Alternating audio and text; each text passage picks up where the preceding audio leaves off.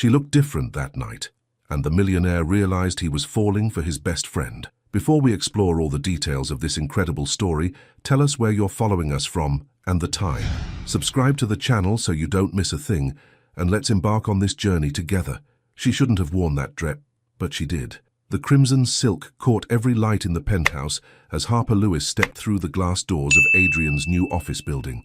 20 floors above Seattle's glittering skyline, the launch party for Nexus Technologies pulsed with energy. Venture capitalists in tailored suits, tech reporters with sharp eyes, and models who draped themselves around successful men like expensive accessories. But Harper wasn't here for any of them. She was here because Adrian Collins had called her 3 times that morning, his voice carrying that familiar hint of nervous excitement she'd known since they were 12. "You have to come tonight, Harper. I need at least one real person in that room." She'd laughed then the same way she always did when he got dramatic. But now, standing in the elevator, with her reflection staring back from polished steel walls, she felt something flutter in her chest that had nothing to do with nerves. The elevator chimed softly, and the doors slid open to reveal a world she'd only glimpsed in business magazines. Floor-to-ceiling windows overlooked Elliott Bay, where ferries moved like glowing toys across dark water. Waiters glided between clusters of guests, carrying champagne that probably cost more than Harper's monthly rent at the bookstore she managed in Capitol Hill. She took a breath and stepped forward, searching the crowd for the one face that had been constant in her life for 18 years. "Harper!" The voice came from behind her, deep, familiar, but somehow different. She turned, and her breath caught. Adrian Collins stood 3 feet away, wearing a charcoal suit that had clearly been tailored within an inch of its life. His dark hair was pushed back, revealing the sharp jawline that had only gotten more defined since college. But it was his eyes, those same green eyes that had convinced her to sneak out for late-night pizza runs and talked her through heartbreak and celebrated every small victory, that made her heart skip. Those eyes were looking at her like they'd never seen her before. "You came," he said, and there was something in his voice she couldn't quite place. "Of course I came." She smiled, the same easy smile she'd given him 1,000 times. "Someone has to make sure you don't get too big for your perfectly tailored suit." He laughed, but it sounded different, breathier. "You look—" He paused, his gaze traveling from her face to the way the red dress hugged her curves, then back to her eyes. "You look incredible." Heat rose in her cheeks. In all their years of friendship, Adrian had never looked at her like that, like she was a woman instead of just Harper, the girl who knew all his secrets and called him out on his nonsense. "Thanks," she managed. "You clean up pretty well yourself." A waiter appeared beside them with a tray of champagne. Adrian took 2 glasses, handing one to Harper, their fingers brushing in the exchange. The touch sent electricity up her arm, and from the way Adrian's eyes darkened slightly, she knew he felt it too. "So," she said, taking a sip to steady herself, "how does it feel to officially be a tech mogul?" Adrian's mouth quirked in that half-smile she knew so well. Terrifying, exciting, completely surreal. He gestured around them. 6 months ago, I was coding in my garage. Now, I've got investors throwing money at me and calling me the next big thing. "You were always going to be the next big thing," Harper said softly. "Even when you were that scrawny kid with thick glasses who spent lunch periods in the computer lab." "I wasn't scrawny," Adrian protested, but his smile widened. "I was aerodynamically efficient." Harper laughed, the sound cutting through the sophisticated hum of conversation around them. Several heads turned, and she noticed how other women in the room tracked Adrian's movement, their gazes sharp with interest. "It looks like you've got admirers," she murmured, nodding toward a stunning blonde in a black cocktail dress who was clearly waiting for an opportunity to approach. Adrian followed her gaze, then looked back at Harper with an expression she couldn't read. "I'm exactly where I want to be." The words hung between them, weighted with something that made Harper's pulse quicken. This was dangerous territory, the kind of moment that could change everything between them. She'd spent years carefully maintaining the boundaries of their friendship, telling herself that what she felt for Adrian was just friendship. Deep, abiding, sometimes overwhelming friendship. But the way he was looking at her now, like she was the most beautiful woman in the room, like she was the only woman in the room, that was definitely not friendship. "Adrian!" A voice cut through the moment like a blade. A man in an expensive suit approached, his smile predatory. "There you are. I've got some people I'd love you to meet." Adrian's jaw tightened almost imperceptibly. "Of course."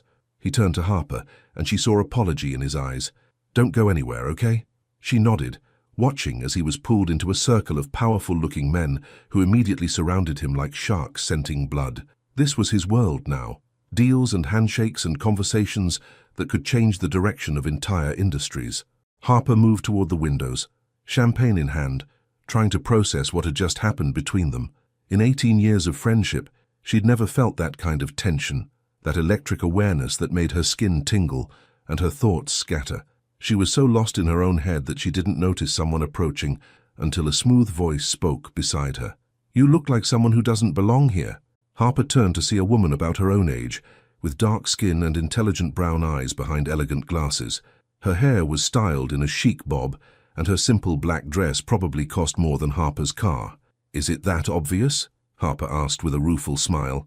The woman laughed. "Only because you're the only person in this room who looks genuinely happy to be here. I'm Sage Mitchell, by the way. I run digital marketing for Nexus." "Harper Lewis. I'm a friend of Adrian's." "Ah." Sage's expression shifted, becoming more interested. "The famous Harper. I've heard about you." "Famous?" Harper raised an eyebrow. "That's news to me. Adrian talks about you all the time. Harper would find this funny." "Harper always says," Harper thinks. Sage studied her with frank curiosity. "I was starting to wonder if you were real, or just some idealized woman he'd invented." Heat flooded Harper's cheeks. "We've been friends since we were kids. He probably just—" "Honey," Sage interrupted gently. "The way that man just looked at you, that wasn't friendship." Before Harper could respond, the crowd shifted, and she caught sight of Adrian across the room. He was nodding at whatever the investor was saying, but his eyes kept finding her, even from 20 feet away. When their gazes met, everything else seemed to fade. The conversation, the party, the carefully constructed walls she'd built around her heart. Sage followed her gaze and smiled knowingly. Yeah, definitely not friendship. The music swelled around them, a soft jazz melody that seemed to pulse with the same rhythm as Harper's heartbeat. She watched Adrian excuse himself from his conversation, saw him moving toward her with purpose, and felt something shift inside her chest, something that had been locked away for so long she'd forgotten it was there. He reached her, just as the song changed to something slower, more intimate.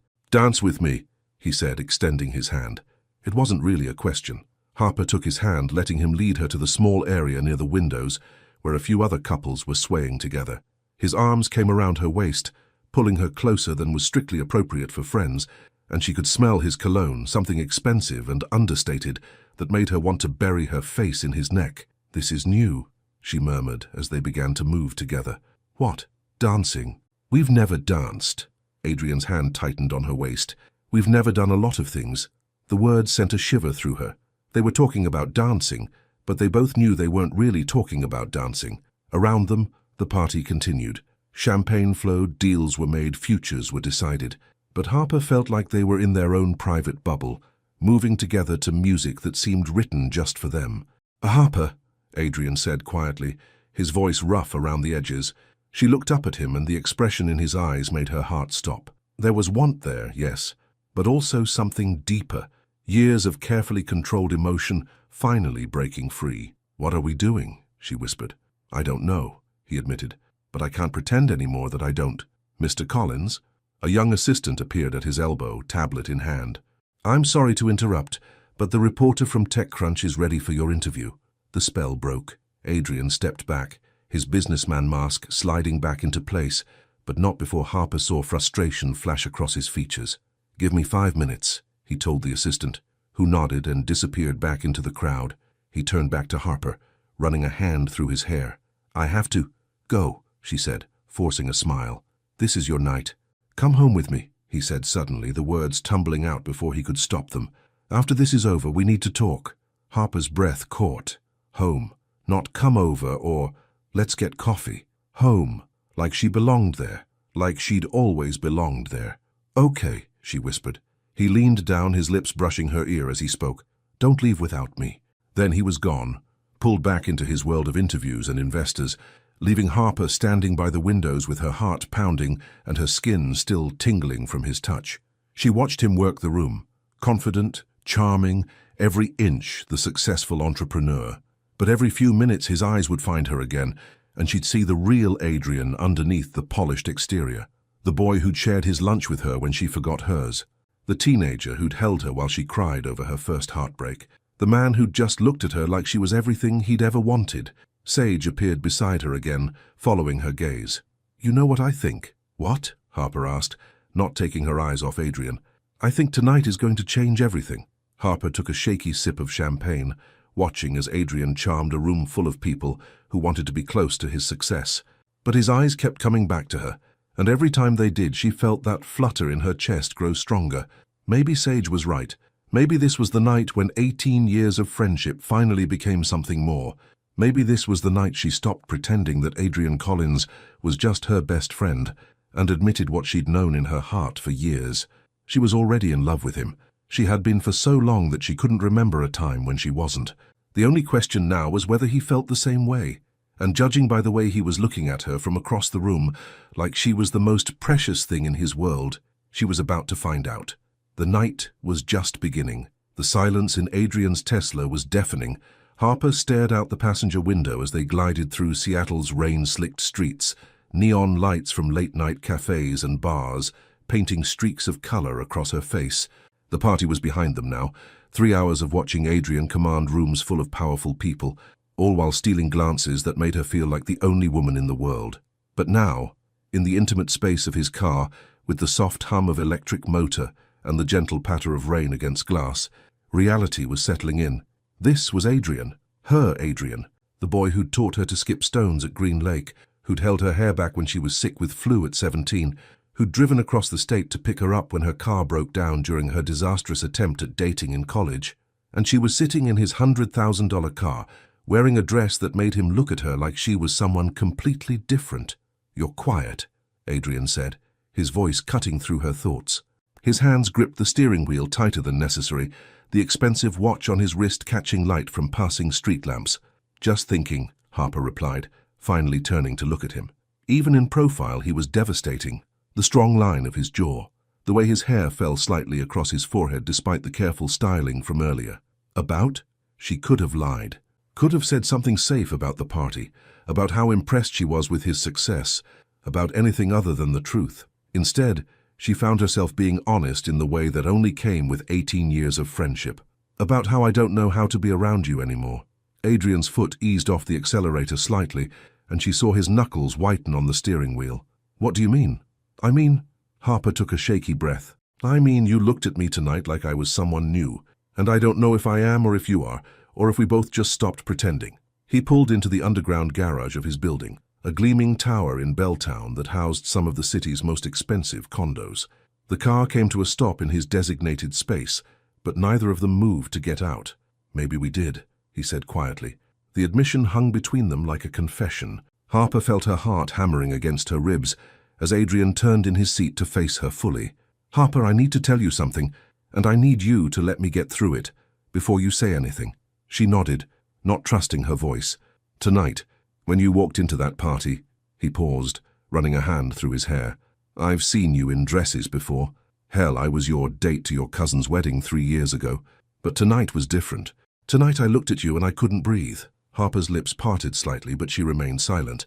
"And I kept thinking about how stupid I've been, how blind. Because you weren't different tonight. I was just finally seeing what was always there." His voice dropped lower, more intimate. "You're beautiful, Harper. You've always been beautiful. And I've been pretending not to notice for so long that I convinced myself it wasn't true. Adrian, I'm not finished." He reached across the center console, his fingers finding hers. The touch was electric, sending warmth shooting up her arm. "I'm 34 years old, and I've never felt about anyone the way I feel about you.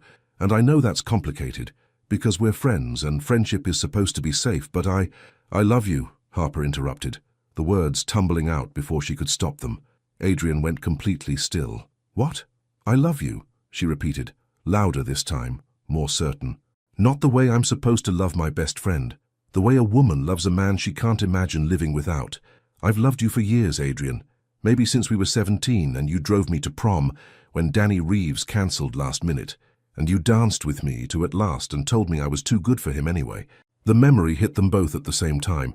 Two teenagers swaying together in a high school gymnasium, her head on his shoulder, his hands careful and respectful on her waist, both of them pretending that the flutter in their chests was just friendship. "Jesus," Adrian breathed. "How did we get so good at lying to ourselves?" Harper laughed, a sound somewhere between joy and tears. Years of practice. He was still holding her hand, his thumb now tracing gentle circles across her knuckles. "So what now?" "Now we stop pretending," Harper said, surprised by her own boldness. "Now we see what happens when we stop being afraid of losing what we have and start reaching for what we could have." Adrian studied her face in the dim garage lighting, searching for any sign of doubt or hesitation. Instead, he found the same steady certainty that had drawn him to her since they were 12 years old, the quality that made Harper Lewis the most genuine person he'd ever known. "Come upstairs," he said, his voice rough with emotion. They rode the elevator to the 22nd floor in charged silence, hyper-aware of every breath, every small movement. Harper could see their reflection in the polished doors, Adrian tall and elegant in his expensive suit, her smaller frame wrapped in crimson silk, both of them looking like they were standing on the edge of a cliff. His penthouse was exactly what she'd expected, floor-to-ceiling windows overlooking the Sound, minimalist furniture in blacks and greys, art that probably cost more than most people's cars. But there were touches of the old Adrian too, a vintage computer on a shelf, photos of them together over the years, a worn leather jacket thrown over a chair that she remembered him wearing in college. "Drink?" he offered, moving toward a bar cart that looked like it belonged in a magazine. "Something strong," Harper replied, setting her clutch on his granite counter and immediately feeling self-conscious about how out of place she looked in his perfectly curated space. Adrian poured 2 glasses of whiskey, the good stuff, she could tell by the way he handled the bottle, and handed one to her. Their fingers brushed again in the exchange, and this time neither of them pretended not to notice.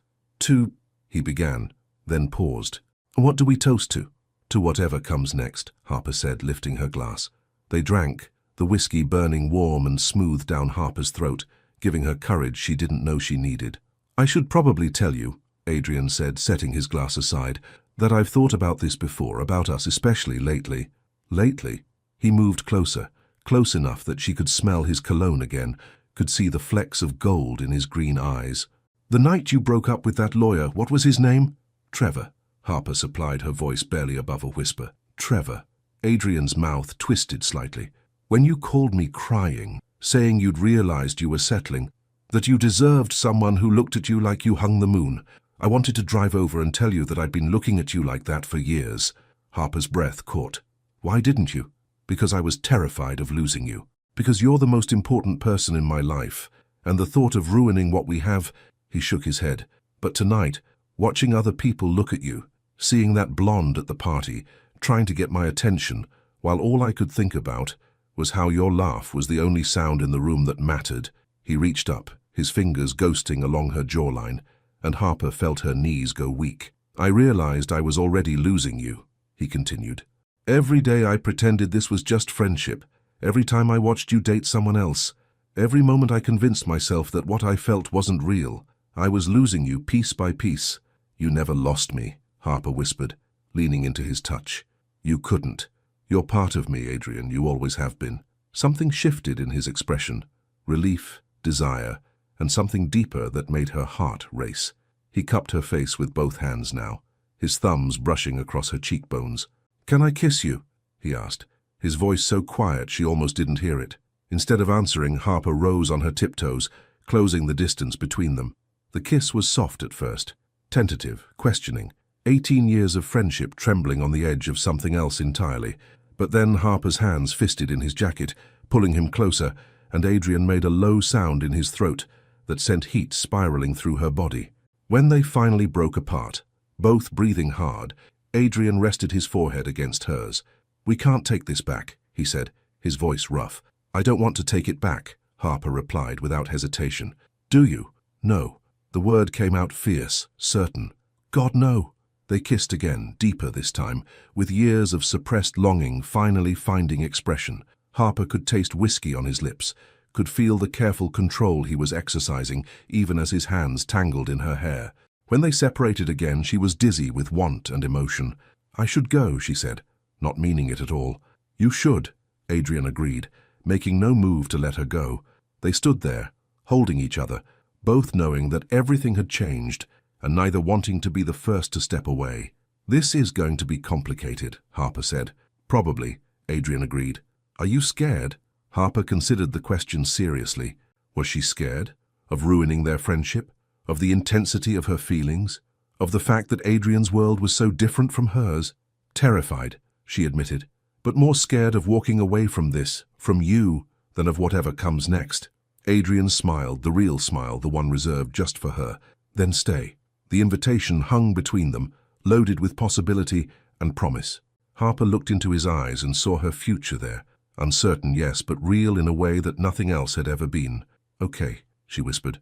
I'll stay.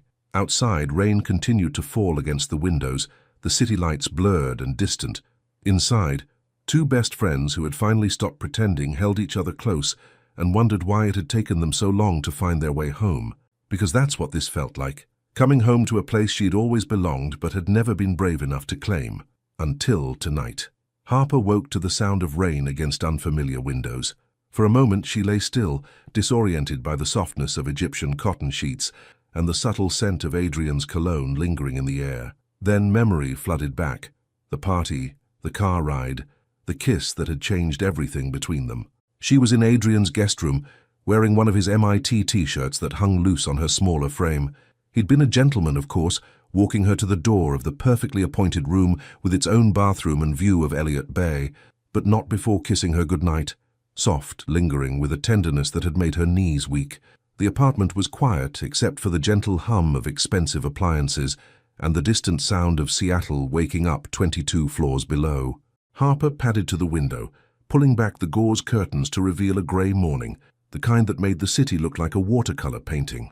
"You're up early." She turned to find Adrian in the doorway, holding 2 steaming mugs of coffee. He was wearing dark jeans and a navy Henley that clung to his chest in ways that made her mouth go dry. His hair was tousled from sleep, making him look more like the boy she'd grown up with and less like the polished businessman from last night. "I couldn't sleep," Harper admitted, accepting the mug gratefully. The coffee was perfect, cream, no sugar, exactly how she'd been drinking it since college. Some things never changed. "Second thoughts?" Adrian asked quietly, studying her face with those perceptive green eyes. Harper considered lying, giving him the easy answer. Instead, she chose honesty. "A few, but not about you. Never about you." Relief flickered across his features. He moved to stand beside her at the window, close enough that she could feel the warmth radiating from his body. "What about?" He pressed gently. "About this." She gestured around them. At the penthouse, at the view that probably cost more per month than she made in a year. "About how different our lives are now. About whether I fit in your world." Adrian set his mug on the windowsill and turned to face her fully. "Harper, look at me." She did, seeing sincerity in every line of his face. "This isn't my world," he said firmly. "This apartment, the parties, the money, that's just stuff. You want to know what my world is?" Harper nodded. "Saturday morning pancakes at that diner in Fremont where the coffee is terrible, but you insist the atmosphere is perfect. Watching movies on your couch while you fall asleep during the action scenes. Listening to you read the funny parts of books out loud while you're working at the store." His voice grew softer. "You are my world, Harper. You always have been." Tears pricked at her eyes. "But last night, watching you at that party, you were so confident, so in control. You belong with those people." "I was playing a role," Adrian said, reaching up to cup her face. "The same way I've been playing the role of just friends for years, but this," he gestured between them, "this is real. This is who I am when I stop pretending." Before Harper could respond, his phone buzzed insistently from the kitchen counter. Adrian ignored it. It buzzed again. "You should probably get that," Harper said reluctantly. Adrian sighed, retrieving the phone. His expression darkened as he read the screen. "It's Sage.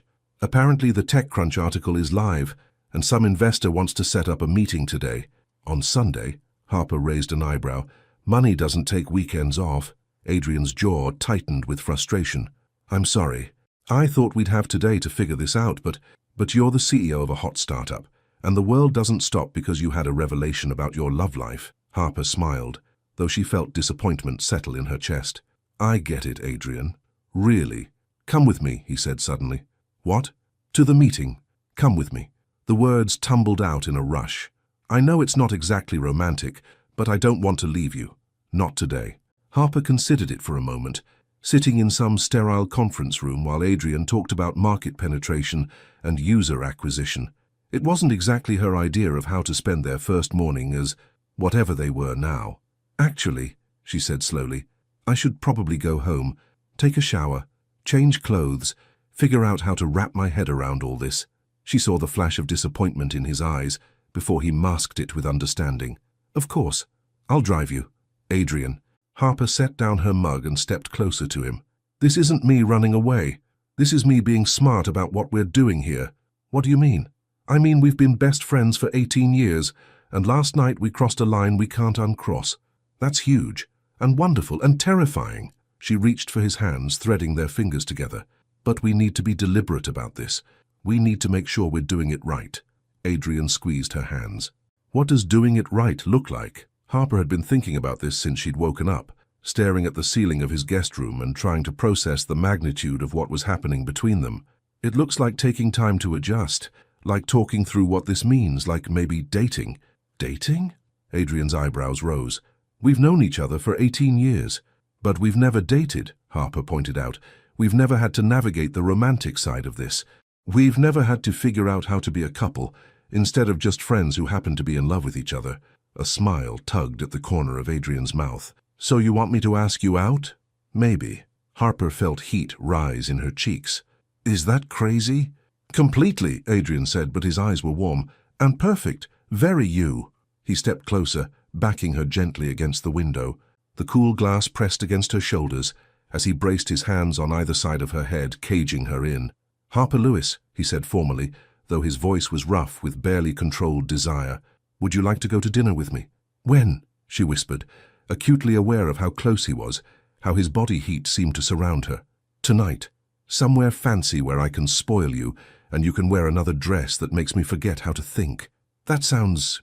She swallowed hard as he leaned closer, his lips almost brushing hers. That sounds like a date. It is a date, Adrian murmured against her mouth. Our first official date. We've eaten together hundreds of times. Not as a couple. His thumb traced along her jawline. Not with me spending the entire meal thinking about taking you home afterward and kissing you until neither of us can remember why we waited so long to do this. Harper's breath caught. Adrian. He kissed her then, soft and sweet and full of promise. When he pulled back, his eyes were dark with want. I should go, Harper said, though her body was screaming at her to stay, to melt into his arms and forget about the complicated logistics of turning a friendship into something more. You should, Adrian agreed, making no move to step away. They stayed frozen like that for a long moment, the tension between them crackling like electricity. Finally, Harper ducked under his arm, putting some necessary distance between them. 8 o'clock, she asked, smoothing down the t-shirt she wore. I'll pick you up at 7:30, Adrian said. Wear something that won't give me a heart attack. Harper laughed, the sound bright and musical in the morning quiet. No promises. An hour later, she was back in her own apartment, a cozy one-bedroom in Capitol Hill that felt impossibly small after the expansive luxury of Adrian's place. But it was hers, filled with books and plants and mismatched furniture that told the story of her life. She showered, letting the hot water wash away the last traces of expensive party perfume, and tried to process what had happened. In the span of 12 hours, her entire world had shifted. Adrian Collins, her best friend, her constant, the boy who'd known her longer and better than anyone, was now the man who'd kissed her like she was everything he'd ever wanted. Her phone buzzed with a text. Adrian, thank you for last night, for this morning, for being brave enough to say what we were both thinking. Another message followed immediately. Adrian, I can't stop smiling. Sage thinks I've lost my mind. Harper grinned, typing back quickly. Harper, have you? Adrian, completely. And I've never been happier about anything in my life. She was still smiling when her phone rang. The caller ID made her stomach flip. Hey, Mom, Harper answered, trying to sound normal. Harper, I was just thinking about you. How are you, sweetheart? Diane Lewis had an uncanny ability to call at exactly the wrong moment, but Harper couldn't help but feel a rush of affection for her mother's warm voice. I'm good, Mom. Really good, actually. You sound different, happy. Did something happen? Harper almost laughed. If only her mother knew. Maybe, Harper said carefully. I'll tell you about it soon, okay? Oh, honey, is it a man? Please tell me it's finally a man worthy of you. Mom, because that lawyer was completely wrong for you, and don't even get me started on that artist phase you went through in college. It might be, Harper admitted, unable to keep the smile out of her voice. Well, bring him to dinner next Sunday. Your father's been wanting to fire up the grill, and you know how he gets with potential boyfriends. The thought of bringing Adrian home to meet her parents, as her boyfriend instead of her friend, sent a thrill through Harper's chest. "I'll ask him," she promised. After hanging up, Harper sat on her bed, looking around the room that had been her sanctuary for 3 years. Everything looked the same. Her books, her photos, her carefully curated collection of vintage jewelry. But everything felt different. She was different. For the first time in her adult life, Harper Lewis was in love with someone who loved her back. And not just anyone. The person who knew her better than she knew herself, who'd been part of every important moment of her life since they were children. It was terrifying and wonderful and absolutely right. Her phone buzzed again. Adrian, counting the hours until tonight. Harper typed back quickly, her heart racing with anticipation. Harper, me too. Outside her window, Seattle was coming alive. People heading to coffee shops and farmers markets, living their Sunday lives. But Harper felt like she was living in a completely different world now, one where anything was possible. Tonight, she would go on her first date with her best friend. Tonight, they would find out what happened when 18 years of foundation met brand new desire. Tonight, everything would change again, and she couldn't wait. She changed her outfit 3 times. Harper stood in front of her bedroom mirror at 7:15, wearing a midnight blue dress that hugged her curves without being obvious about it. The neckline was modest but elegant, the fabric flowing like water when she moved. Her hair fell in soft waves over her shoulders, and she'd spent more time on makeup than she had in months. For Adrian, for their first date, the thought still felt surreal. In 18 years of friendship, she'd gotten ready for countless events with him. School dances, college parties, work functions, but never like this. Never with her hands shaking slightly as she applied lipstick, never with her heart racing at the thought of how he might look at her. Her phone buzzed at exactly 7:30. "Adrian, I'm here. Take your time. I'll wait as long as you need." Harper smiled, grabbing her clutch and taking one last look in the mirror. The woman looking back at her was familiar but different, glowing with anticipation. Beautiful in a way that came from being deeply, completely wanted. She opened her apartment door to find Adrian leaning against the wall across from her entrance, and her breath caught. He was devastating in a charcoal grey suit that had definitely been tailored, a white shirt open at the collar, no tie. His dark hair was perfectly styled, and when he looked up from his phone and saw her, his expression shifted into something that made her knees weak. "Jesus, Harper," he breathed, straightening slowly. "You're going to kill me." "Good thing you have excellent health insurance," she replied, surprised by her own boldness. Adrian laughed, the sound rich and warm in the narrow hallway. He stepped closer, close enough that she could smell his cologne, something different from last night, darker and more intimate. "You look—" He paused, his eyes traveling from her face down the length of her body and back up again. "There aren't words." Heat flooded Harper's cheeks. "Thank you. You clean up pretty well yourself." "I try." Adrian offered his arm with old-fashioned gallantry. "Shall we?" The restaurant he'd chosen was Canlis. Harper had heard of it, of course, but never dreamed she'd actually eat there. Perched high above Lake Union, it was the kind of place where tech moguls and visiting celebrities went when they wanted to impress. The kind of place that required reservations months in advance. "How did you get us a table?" Harper asked as they settled into a corner booth with a view of the lake. Candles flickered between them, casting dancing shadows across Adrian's face. "I called in a favor," Adrian said, then grinned. "Okay, fine. I may have mentioned that I'd consider hosting my next company event here if they could accommodate us tonight." "Adrian Collins, are you using your influence to impress a girl? Is it working?" Harper looked around at the elegant dining room, the impeccable service, the view that stretched across the water to the twinkling lights of Queen Anne Hill. Then she looked back at Adrian, really looked at him, at the way his eyes crinkled when he smiled, at the nervous energy he was trying to hide behind his confident exterior, at the fact that he'd gone to extraordinary lengths just to make their first date perfect. "It's not the restaurant," she said softly. "It's that you cared enough to try." Something shifted in Adrian's expression, becoming more vulnerable. "I've been planning this date in my head for hours, wanting to get everything right." "Why, it's just me." "No," Adrian said firmly. "It's not just you. It's never been just you, Harper. You're the most important person in my life, and this—" He gestured between them. "This matters more than anything I've ever done." Before Harper could respond, their server appeared with menus and wine recommendations. Adrian ordered a bottle of something French and expensive sounding, consulting with Harper first, even though she freely admitted her knowledge of wine ended at red or white. When they were alone again, an almost nervous silence settled between them. After 18 years of easy conversation, they were suddenly awkward, hyper-aware of every gesture and glance. "This is weird," Harper said finally. "So weird," Adrian agreed, relief evident in his voice. "We've eaten together hundreds of times, and suddenly I don't know how to sit across a table from you. Should we talk about the weather?" Harper suggested with a straight face. "I hear it might rain tomorrow." "In Seattle? Shocking." Adrian's mouth twitched with suppressed laughter. "Or we could discuss current events. Did you know there's this tech entrepreneur who just launched a major startup?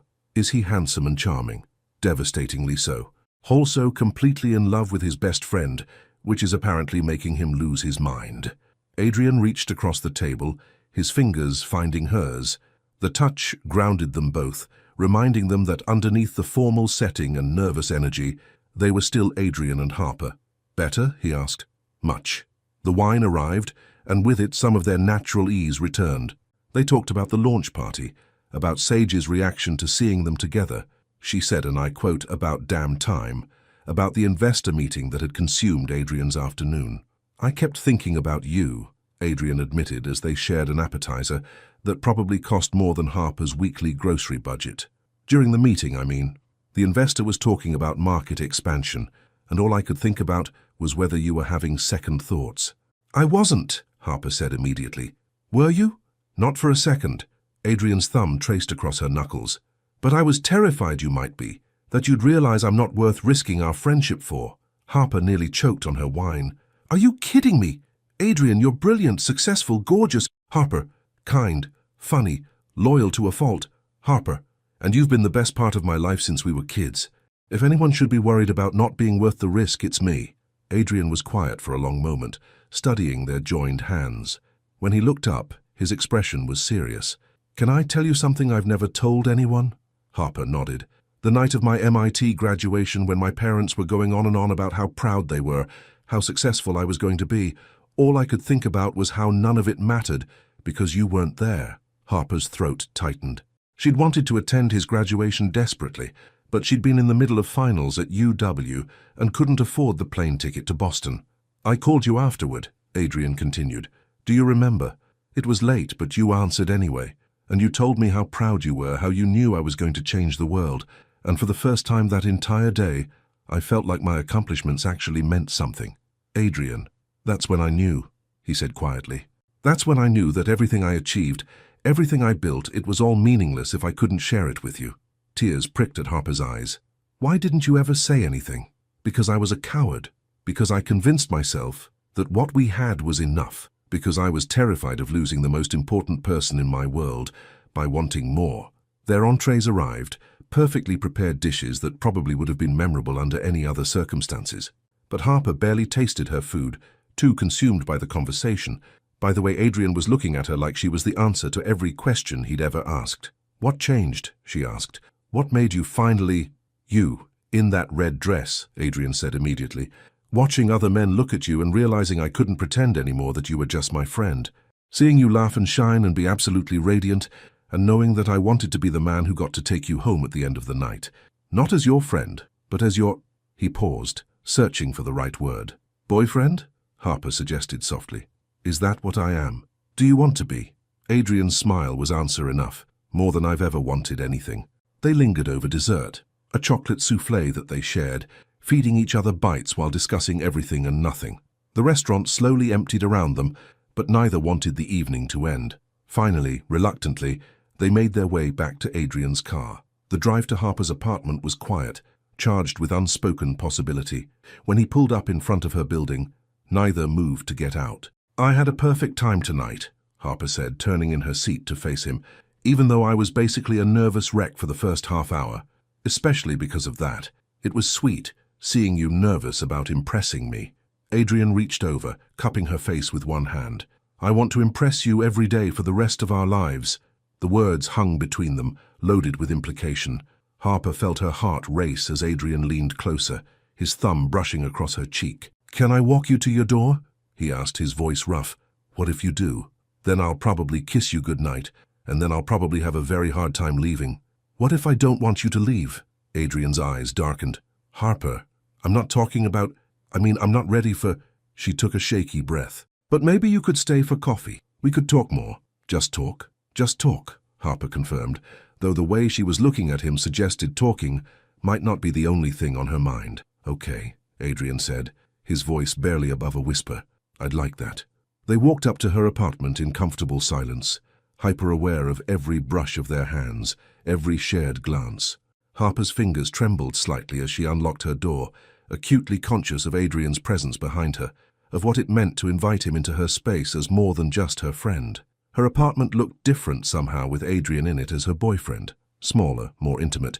He moved to her couch like he had dozens of times before, but when she joined him with 2 mugs of coffee, everything felt new. This is nice, Adrian said, looking around the familiar space.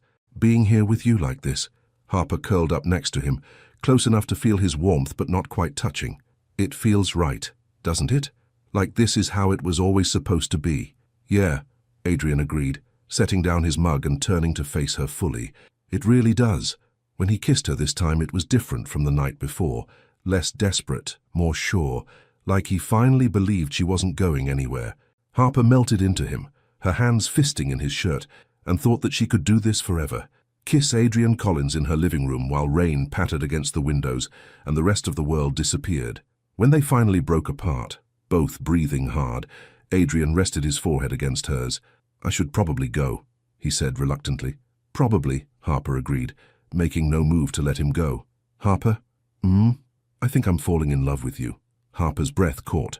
I think I fell in love with you a long time ago. They kissed again, soft and sweet and full of promise, and Harper knew that whatever came next, they would face it together, the way they always had, the way they always would. 3 weeks into dating her best friend, Harper learned that love was messier than the movies suggested.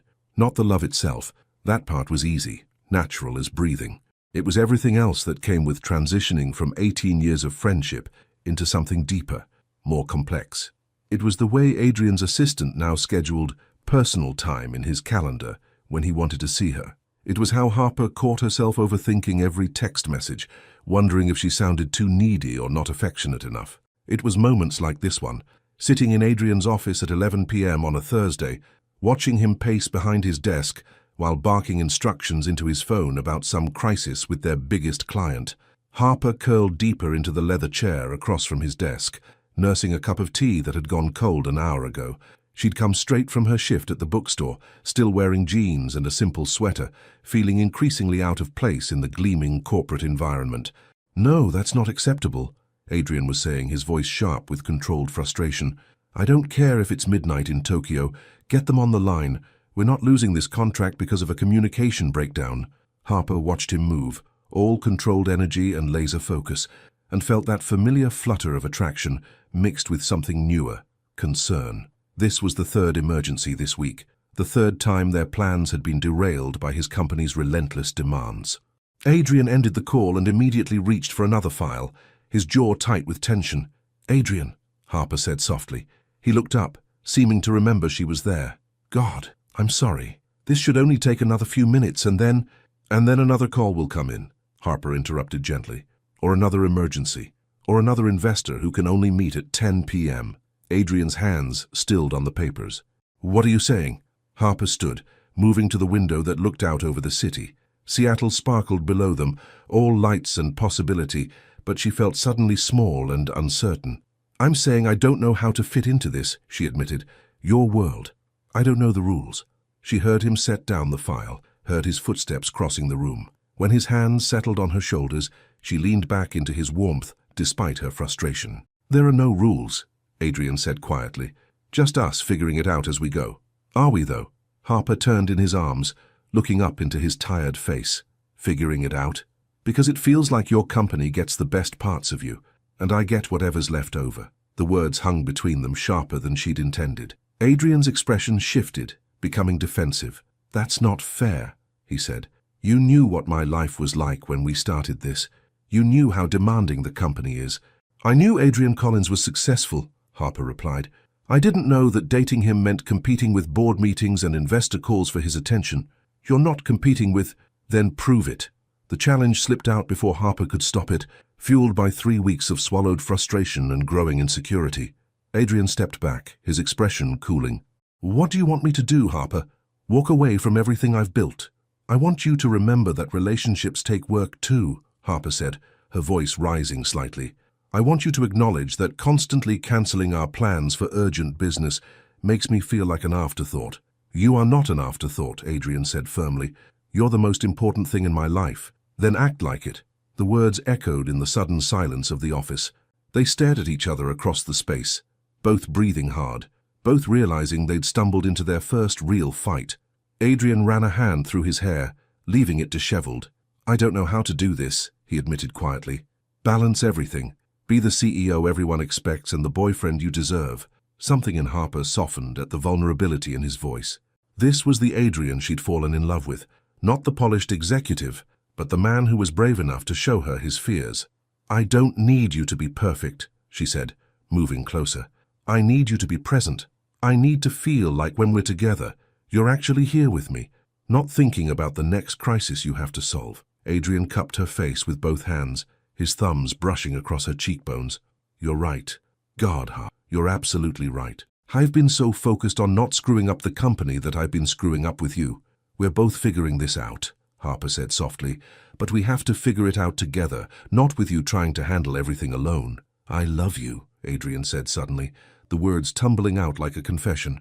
"I'm completely, terrifyingly in love with you, and the thought of losing you because I can't get my priorities straight is—" Harper silenced him with a kiss, pouring all her own love and frustration and hope into the contact. When they broke apart, both were breathless.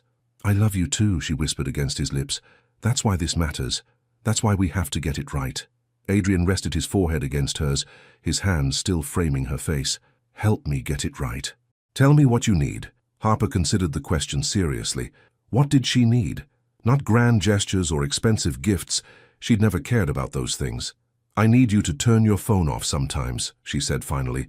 "I need date nights that don't get interrupted by work calls. I need to feel like Harper Lewis, not just an item on Adrian Collins' schedule." "Done," Adrian said immediately. "What else?" "I need you to let me in," Harper continued.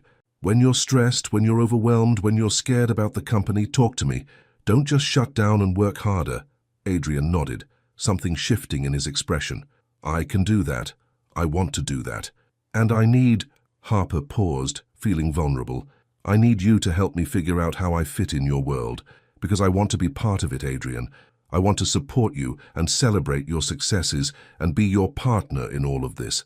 But right now I feel like I'm watching your life from the outside." "You're not on the outside," Adrian said fiercely.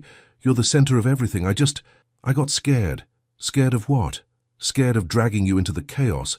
Scared of you realizing how insane my life is and deciding it's not worth it. Scared of—" He took a shaky breath. "Scared of you leaving."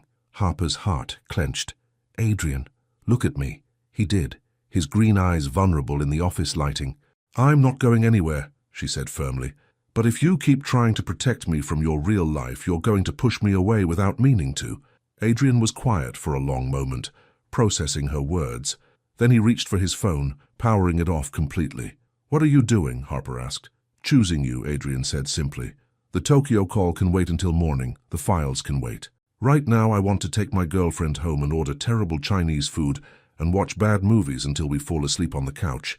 Harper felt tears prick her eyes. "What about the emergency?" "There will always be another emergency," Adrian said, shrugging into his jacket. "But there's only one you." As they left the office together, Harper slipped her hand into Adrian's, feeling the rightness of the gesture. They walked to the elevator in comfortable silence, both lost in thought. "Harper," Adrian said as they waited for the elevator. "Yeah? Thank you for fighting with me." Harper raised an eyebrow. "Thank you for fighting with me, for caring enough to call me out when I was being an idiot, for not just walking away when things got complicated." The elevator arrived and they stepped inside. "I've never had someone do that before. Love me enough to demand better from me." "Well, get used to it," Harper said with a small smile. "Because I plan on being demanding for a very long time." Adrian pulled her close, kissing the top of her head. "Promise. Promise." 20 minutes later, they were curled up on Harper's couch with containers of questionable pad thai and a romantic comedy that neither was really watching. Adrian's phone sat silent on the coffee table, and for the first time in weeks, he seemed completely present. "This is better," Harper murmured, her head on his shoulder as the credits rolled. "Much better," Adrian agreed, his fingers combing through her hair. "I'm sorry it took me so long to figure that out." "We figured it out," Harper corrected. "Together." Adrian tilted her chin up, meeting her eyes in the blue glow from the television. "I meant what I said earlier. I love you, Harper Lewis, not just as my friend, not just as someone who's always been in my life. I love you as the woman I want to build a future with." Harper's breath caught. A future. The word hung between them, heavy with possibility. "What does that look like?" she asked quietly. "Our future?"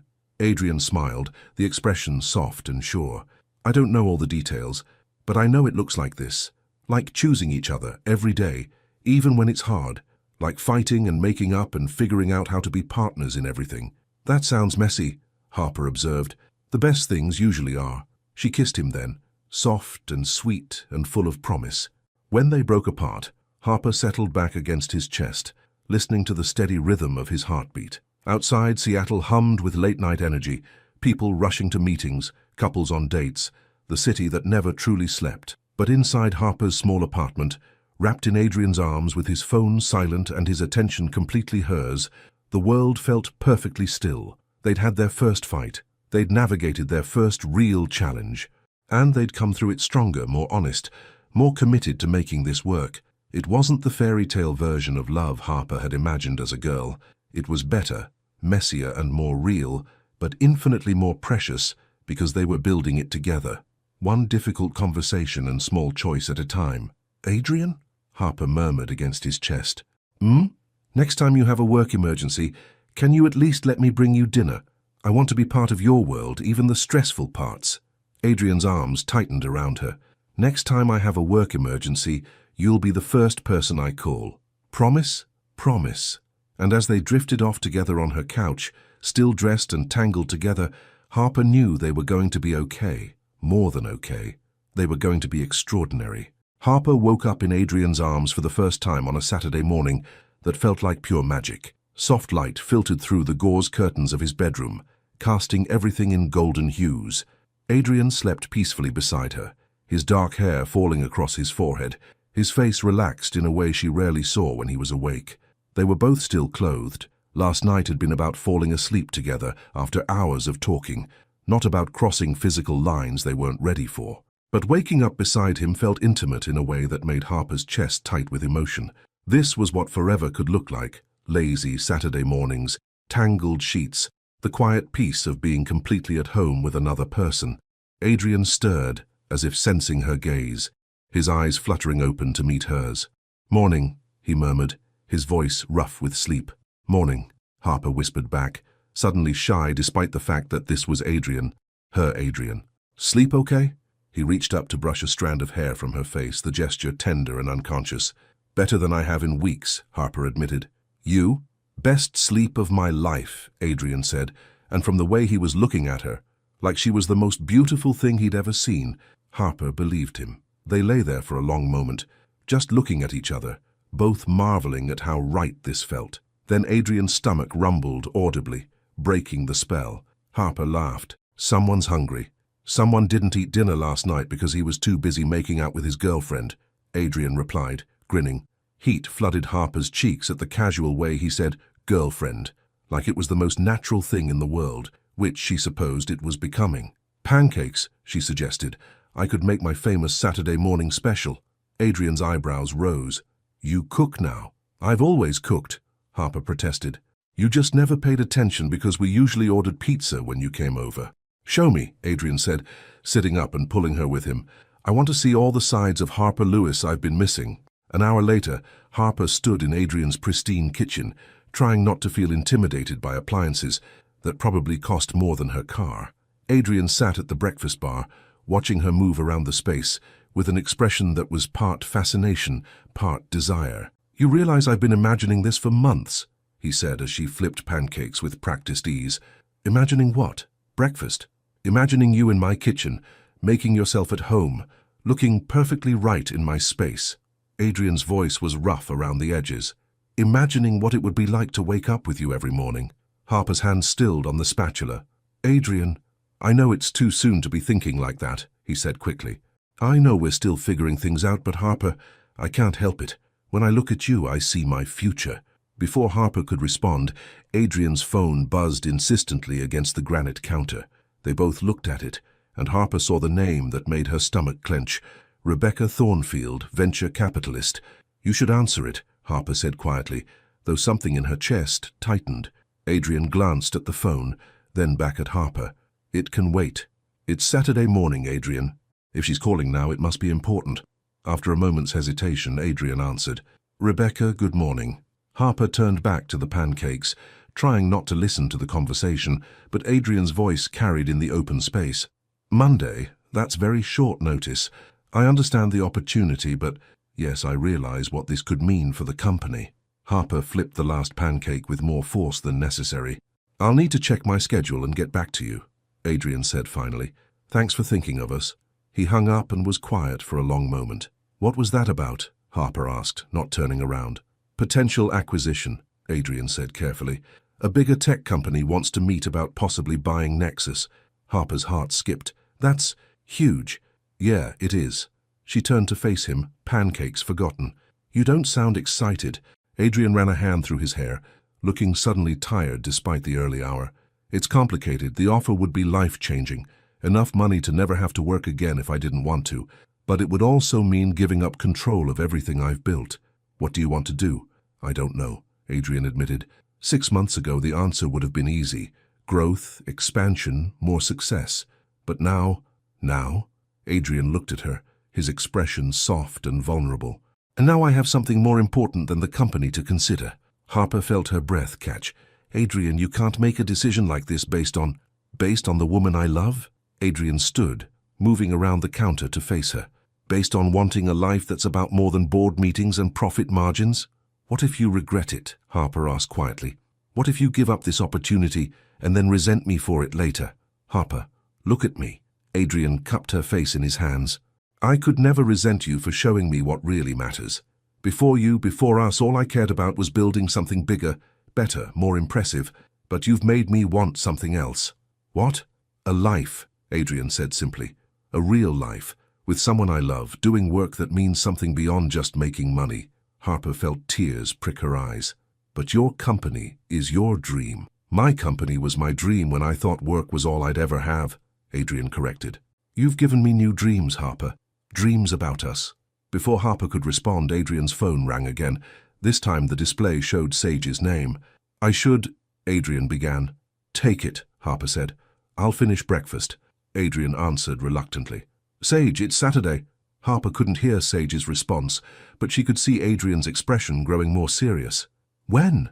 Adrian asked. How bad? Okay. I'll be there in an hour. He hung up, looking stricken. What happened? Harper asked. Security breach, Adrian said, already moving toward the bedroom. Someone hacked our client database. We could lose everything. Harper watched him disappear into the bedroom, heard drawers opening and closing as he got dressed. When he emerged 5 minutes later in jeans and a button-down, he looked every inch the CEO in crisis mode. I'm so sorry, he said, stopping in front of her. I know we were supposed to have today together, but go, Harper said firmly. Your company needs you. Come with me, Adrian said suddenly. I know it's not exactly romantic, but Adrian, I'd be in the way. You need to focus on fixing this. He looked like he wanted to argue, but another call came through, this time from his head of security. Adrian answered immediately, and Harper could hear the urgency in the other person's voice. I have to go, Adrian said after hanging up. But Harper, tonight you'll be dealing with this crisis, Harper said gently. And that's okay. We'll have other Saturdays. Adrian kissed her quickly, desperately. I love you. I love you too. Go save your company. After Adrian left, Harper stood alone in his pristine kitchen, surrounded by the remnants of their perfect morning. The pancakes sat cooling on the stove, syrup still warming in the microwave, coffee growing cold in the pot. She cleaned up methodically, trying not to think about how quickly their bubble of intimacy had burst. This was Adrian's world. Constant crisis, impossible demands, a level of pressure she couldn't fully understand. Her phone buzzed with a text. Unknown number. Is this Harper Lewis? Harper frowned, typing back quickly. Harper. Who is this? Unknown. Rebecca Thornfield. Adrian gave me your number. I was hoping we could meet for coffee this afternoon. There are some things about the acquisition offer I think you should know. Harper stared at the message, confusion and unease warring in her chest. Why would Adrian's potential business partner want to meet with her? And why did something about this feel wrong? She was still debating how to respond when another text came through, this one from Adrian. Adrian, crisis worse than we thought. Might be here all weekend. I'm so sorry, baby. Rain check on pancakes? Harper looked around Adrian's empty apartment, at the breakfast they'd never eaten, at the perfect morning that had disintegrated in the space of 2 phone calls. Then she looked back at Rebecca Thornfield's message and made a decision that would change everything. Harper, yes. Where and when? The response came immediately. Rebecca, Pike Place Market, 2 p.m. I'll be at the coffee stand near the fish market. Harper spent the rest of the morning trying to talk herself out of going. Whatever Rebecca Thornfield wanted to discuss, it probably wasn't Harper's business. Adrian's work was his domain, and she'd just fought with him about wanting to be included more in his life. But something nagged at her.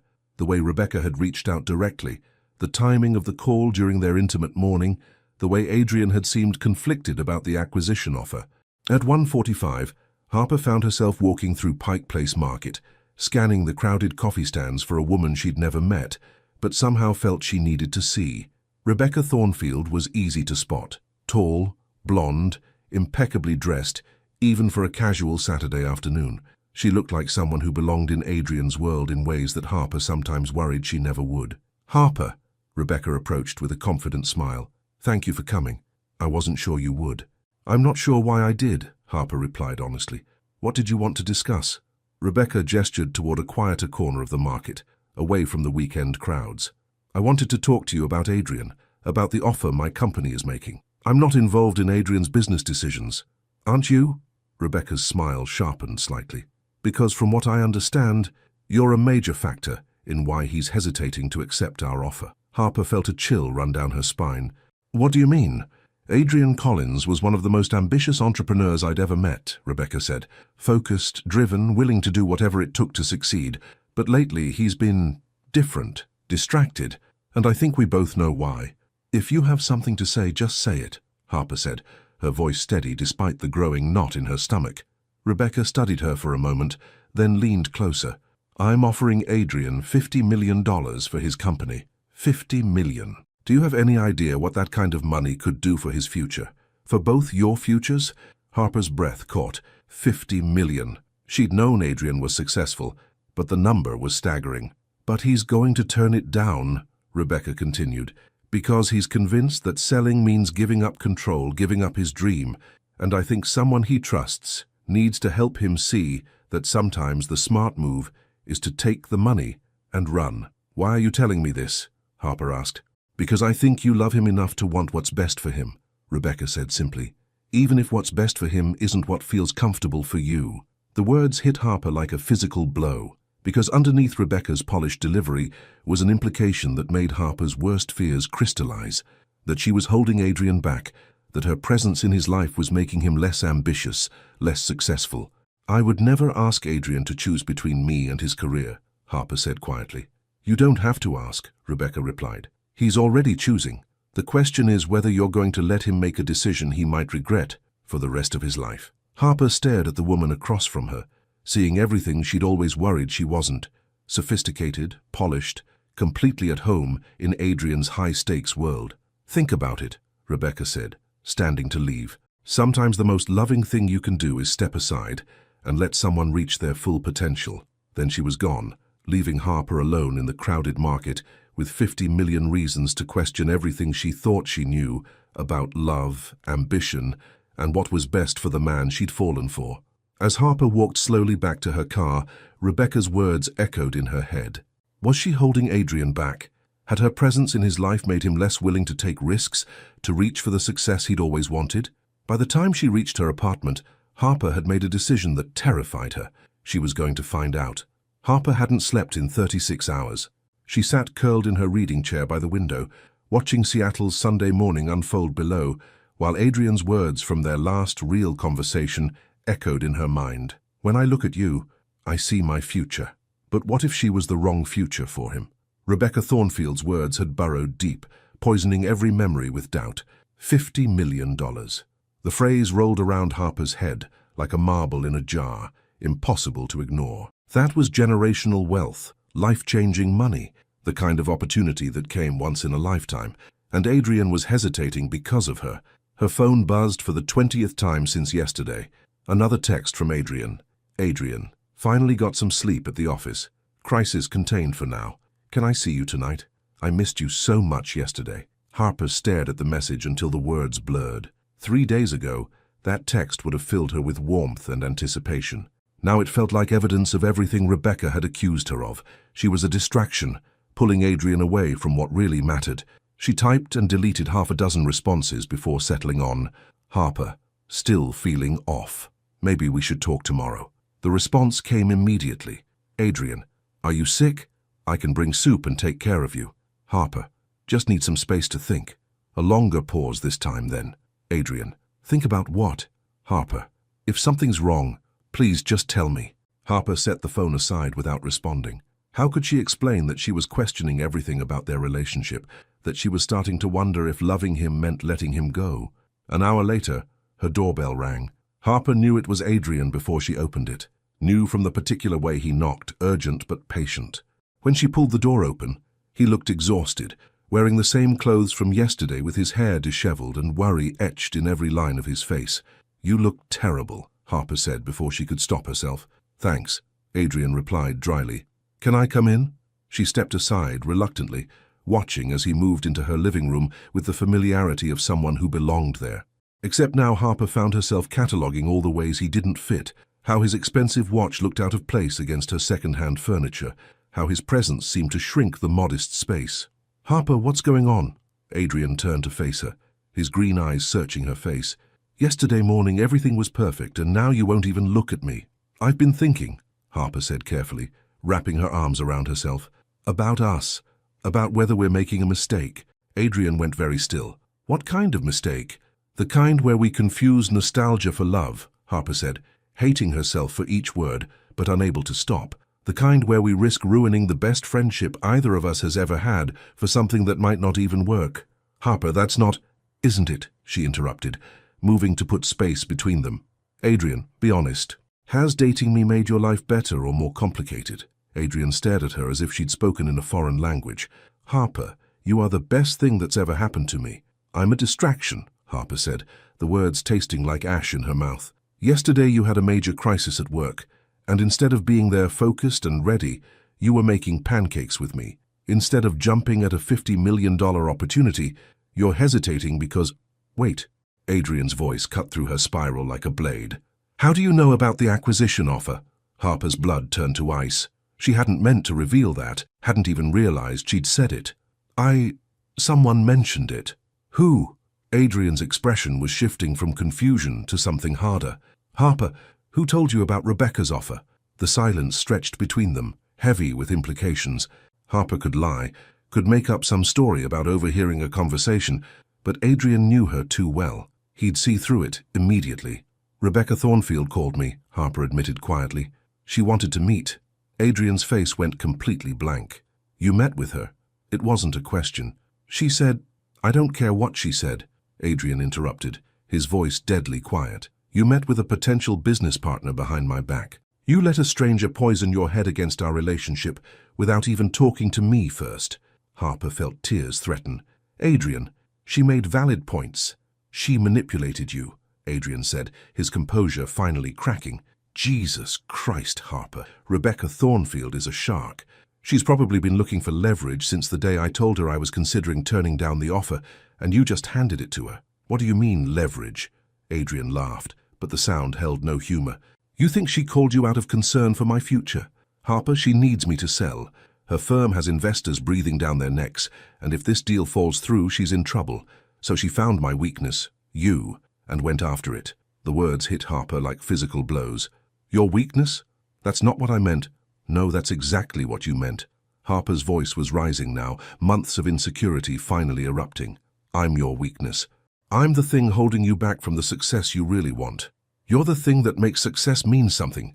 Adrian shot back. Harper, without you, none of this matters. The money, the company, the recognition. It's all just noise without someone to share it with. But what if it doesn't have to be? Harper asked, tears finally spilling over. What if you could have both? The success and someone who actually fits in your world. Adrian stared at her, and Harper saw the moment he realized what she was really saying. You want to break up, he said flatly. I want what's best for you. What's best for me? Adrian's voice was incredulous. Harper, you are what's best for me. How do you not see that? Because I'm not. The words exploded out of her, all her fears and insecurities finally given voice. I'm a bookstore manager from Capitol Hill who doesn't know the difference between venture capital and private equity. I shop at Target and think $30 wine is expensive. Your business partner takes one look at me and immediately knows I'm not good enough for you. Harper, she was right, Adrian.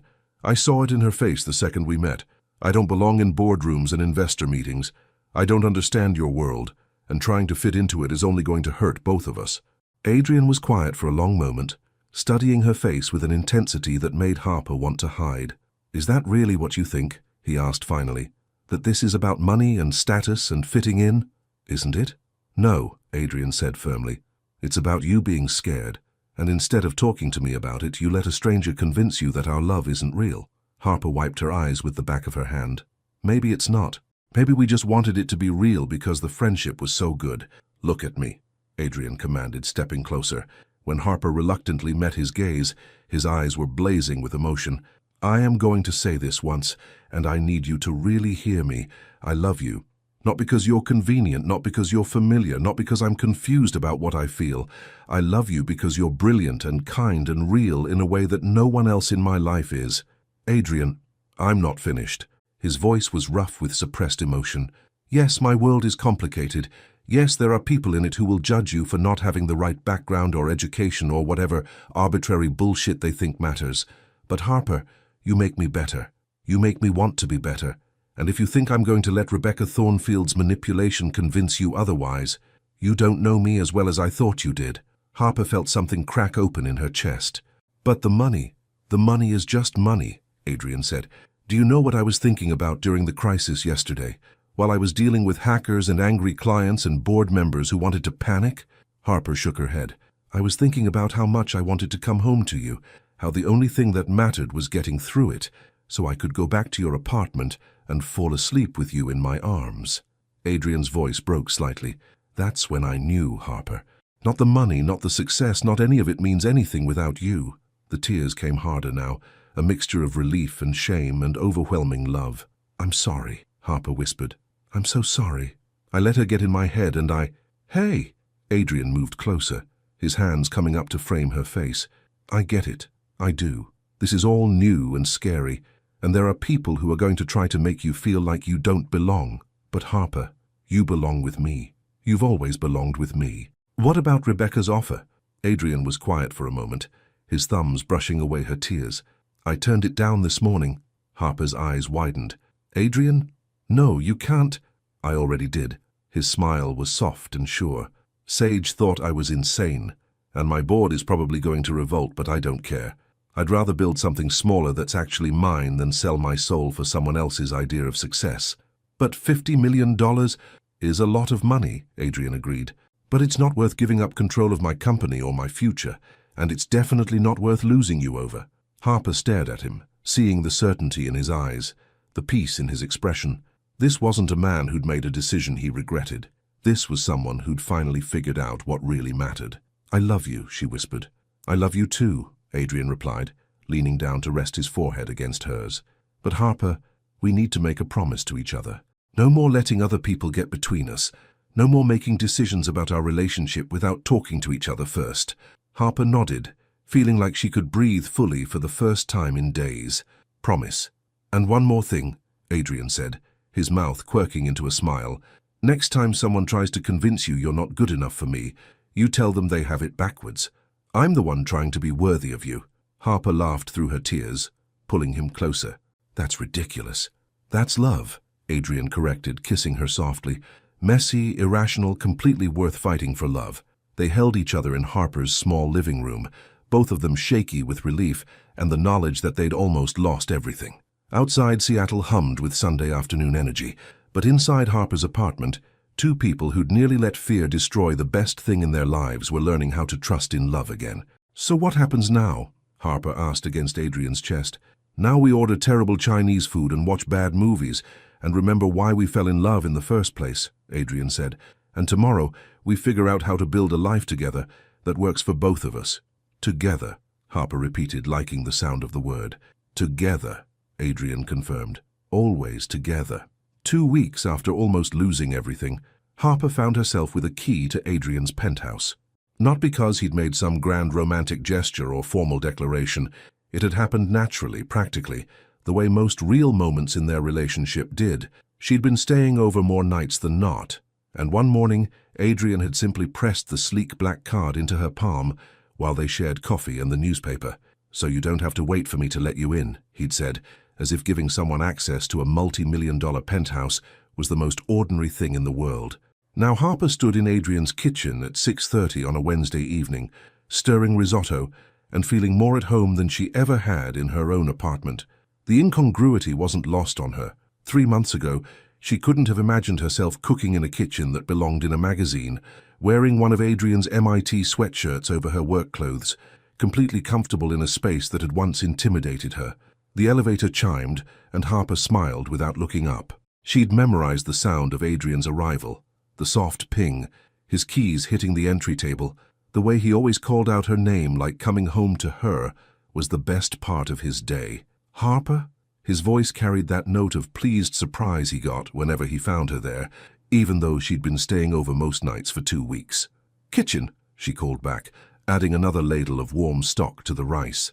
She heard his footsteps crossing the hardwood, felt his presence behind her before his arms came around her waist, pulling her back against his chest. He buried his face in her neck, breathing her in like she was something precious. "Best part of my day," he murmured against her skin, confirming what Harper already knew. "How was the board meeting?" Harper asked, leaning into his warmth. "Brutal," Adrian admitted, his arms tightening around her. 3 hours of explaining why I turned down Rebecca's offer, plus some colorful commentary about my decision-making skills." Harper tensed slightly. They'd agreed not to let outside opinions affect their relationship, but she still felt a stab of guilt every time Adrian faced consequences for choosing her over the acquisition. "Hey," Adrian spun her around to face him, reading her expression immediately. "None of that. We talked about this." "I know, but nothing." Adrian cupped her face in his hands, his green eyes serious. "Harper, the board can complain all they want, but in 6 months, when we've doubled our user base and landed 3 new major clients, they'll understand why I made the right choice." "Are you sure?" "I'm sure about you," Adrian said simply. "Everything else is just details." He kissed her then, soft and sure, tasting like the confidence Harper sometimes struggled to feel. When they broke apart, she saw something in his expression that made her pulse quicken. "What?" she asked. "Nothing, just—" Adrian smiled, brushing a strand of hair behind her ear. "I love finding you here when I come home. I love that you know where everything is in my kitchen. I love that you're wearing my sweatshirt and making dinner and acting like you belong here." "Do I?" Harper asked quietly. "Belong here? More than I do," Adrian said without hesitation. "This place was just expensive square footage until you started leaving your books on my coffee table and your coffee mug in my sink." Harper felt that familiar flutter in her chest, the one that came whenever Adrian said something that made her imagine forever. "The risotto's almost ready." "Good, I'm starving." Adrian moved to the wine fridge, pulling out a bottle of something that probably cost more than Harper's monthly rent. "Sage sends her regards, by the way, and an invitation to her birthday party this weekend. She wants me there. She specifically requested that I, quote, bring Harper or don't bother coming." Adrian's mouth quirked into a smile. "I think you've been officially adopted by my inner circle." As they settled at Adrian's dining table, which Harper had convinced him to actually use instead of eating standing at the kitchen counter, she found herself marveling at how natural this felt. The easy conversation, the shared silences, the way Adrian automatically served her wine and she automatically stole bites from his plate. "I have something to tell you," Adrian said as they finished dinner, his tone shifting to something more serious. Harper's stomach clenched. "What?" "Nothing bad," Adrian said quickly, reading her expression. "Actually something good, I hope." He reached across the table, taking her hand in his. "I've been thinking about what I want to do with the company now that I'm staying independent. about what kind of business I want to build, what kind of legacy I want to leave. Harper squeezed his fingers encouragingly. I want to pivot, Adrian continued.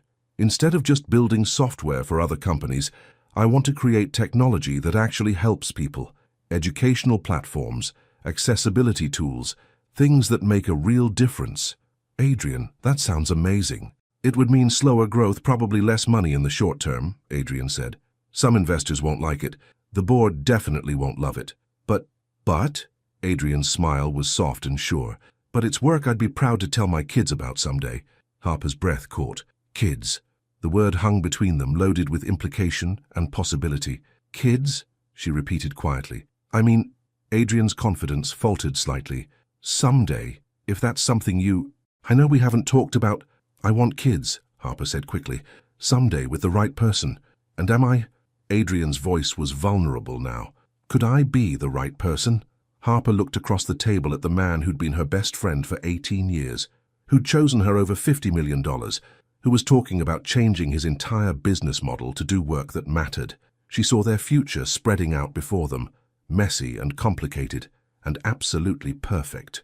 Yeah, she whispered. You could be. Adrian's smile was brilliant, transforming his entire face. Yeah. He stood abruptly, moving around the table to pull her into his arms. When he kissed her this time, it was different, deeper, more certain, filled with promise and possibility, and the kind of love that rewrote your entire understanding of what home meant. I love you, he murmured against her lips. I love you so much it scares me sometimes. Good scared or bad scared? Good scared, Adrian said immediately. The kind of scared that means something matters more than you ever thought possible. They cleaned up dinner together, moving around each other in the kitchen with the easy coordination of a couple who'd found their rhythm. Harper washed while Adrian dried, and she found herself studying his profile in the soft lighting. What? Adrian asked, catching her stare. Just thinking about how different you look here than you do at work. Different how? Younger, happier, more like the Adrian I grew up with. Adrian set down the dish towel, turning to face her fully. That's because this version of me only exists with you. Work Adrian is just a performance, but this, he gestured between them, this is real. Harper felt tears prick her eyes. I love both versions. Even when Work Adrian has to cancel plans for investor emergencies. Even then. Though I prefer Kitchen Adrian, who helps with dishes and talks about hypothetical future children. Adrian laughed, pulling her close. Kitchen Adrian is completely gone for Bookstore Harper, who cooks risotto and steals his sweatshirts. I don't steal them, Harper protested. I borrow them indefinitely. Keep them, Adrian said, his voice serious now. Keep whatever you want. This whole place is more yours than mine anyway. Harper looked around the penthouse, at her books splayed open on the coffee table, her favorite throw blanket draped over his pristine couch, her coffee mug in the drying rack. Without realizing it, she'd been making this place home. Adrian? He was nuzzling her neck now, his lips finding the sensitive spot behind her ear that made her knees weak. I think I might love you more than risotto. Adrian pulled back to look at her, eyebrows raised. More than your famous risotto? More than any risotto? Even the one at that fancy Italian place downtown? Damn, Adrian said solemnly. That's serious. Very serious, Harper agreed, then gasped as Adrian lifted her onto the kitchen counter, stepping between her knees. How serious, he asked, his hands settling on her hips, his voice dropping to that rough register that made her forget her own name. Serious enough to give you a key to my apartment, Harper said breathlessly. I already have a key to your apartment. Serious enough to let you reorganize my bookshelves. Now I know you're lying. You'd never let anyone reorganize your books. Harper laughed, wrapping her arms around his neck. Okay, fine. Serious enough to admit that I've been thinking about kids too, and that when I imagine them, they have your eyes. Adrian went very still. Harper? Too much? She asked, suddenly uncertain. Instead of answering, Adrian kissed her with a passion that left her dizzy, his hands tangling in her hair, his body pressing closer like he couldn't bear any distance between them. Not too much, he said, when they finally broke apart, both breathing hard. Perfect. You're absolutely perfect. Later that night, they lay tangled together on Adrian's enormous bed, Harper's head on his chest, listening to the steady rhythm of his heartbeat. The city sparkled beyond the floor-to-ceiling windows, but Harper only had eyes for the man holding her close. Adrian? Yeah? When you picture our hypothetical future children, what do you see? Adrian was quiet for a moment, his fingers combing gently through her hair. I see Saturday morning pancakes with sticky little hands and syrup everywhere. I see you reading bedtime stories with all the character voices. I see teaching them to code and watching you teach them to love books. Harper smiled against his chest. That sounds perfect. What do you see? Harper closed her eyes, letting herself imagine. I see a house with a big kitchen and a yard for a dog. I see you being the kind of dad who builds epic blanket forts and never misses a school play. I see us being the kind of family where everyone feels safe and loved and heard. Where is this house? Adrian asked softly. I don't know. Somewhere between your world and mine. Somewhere that feels like home for all of us.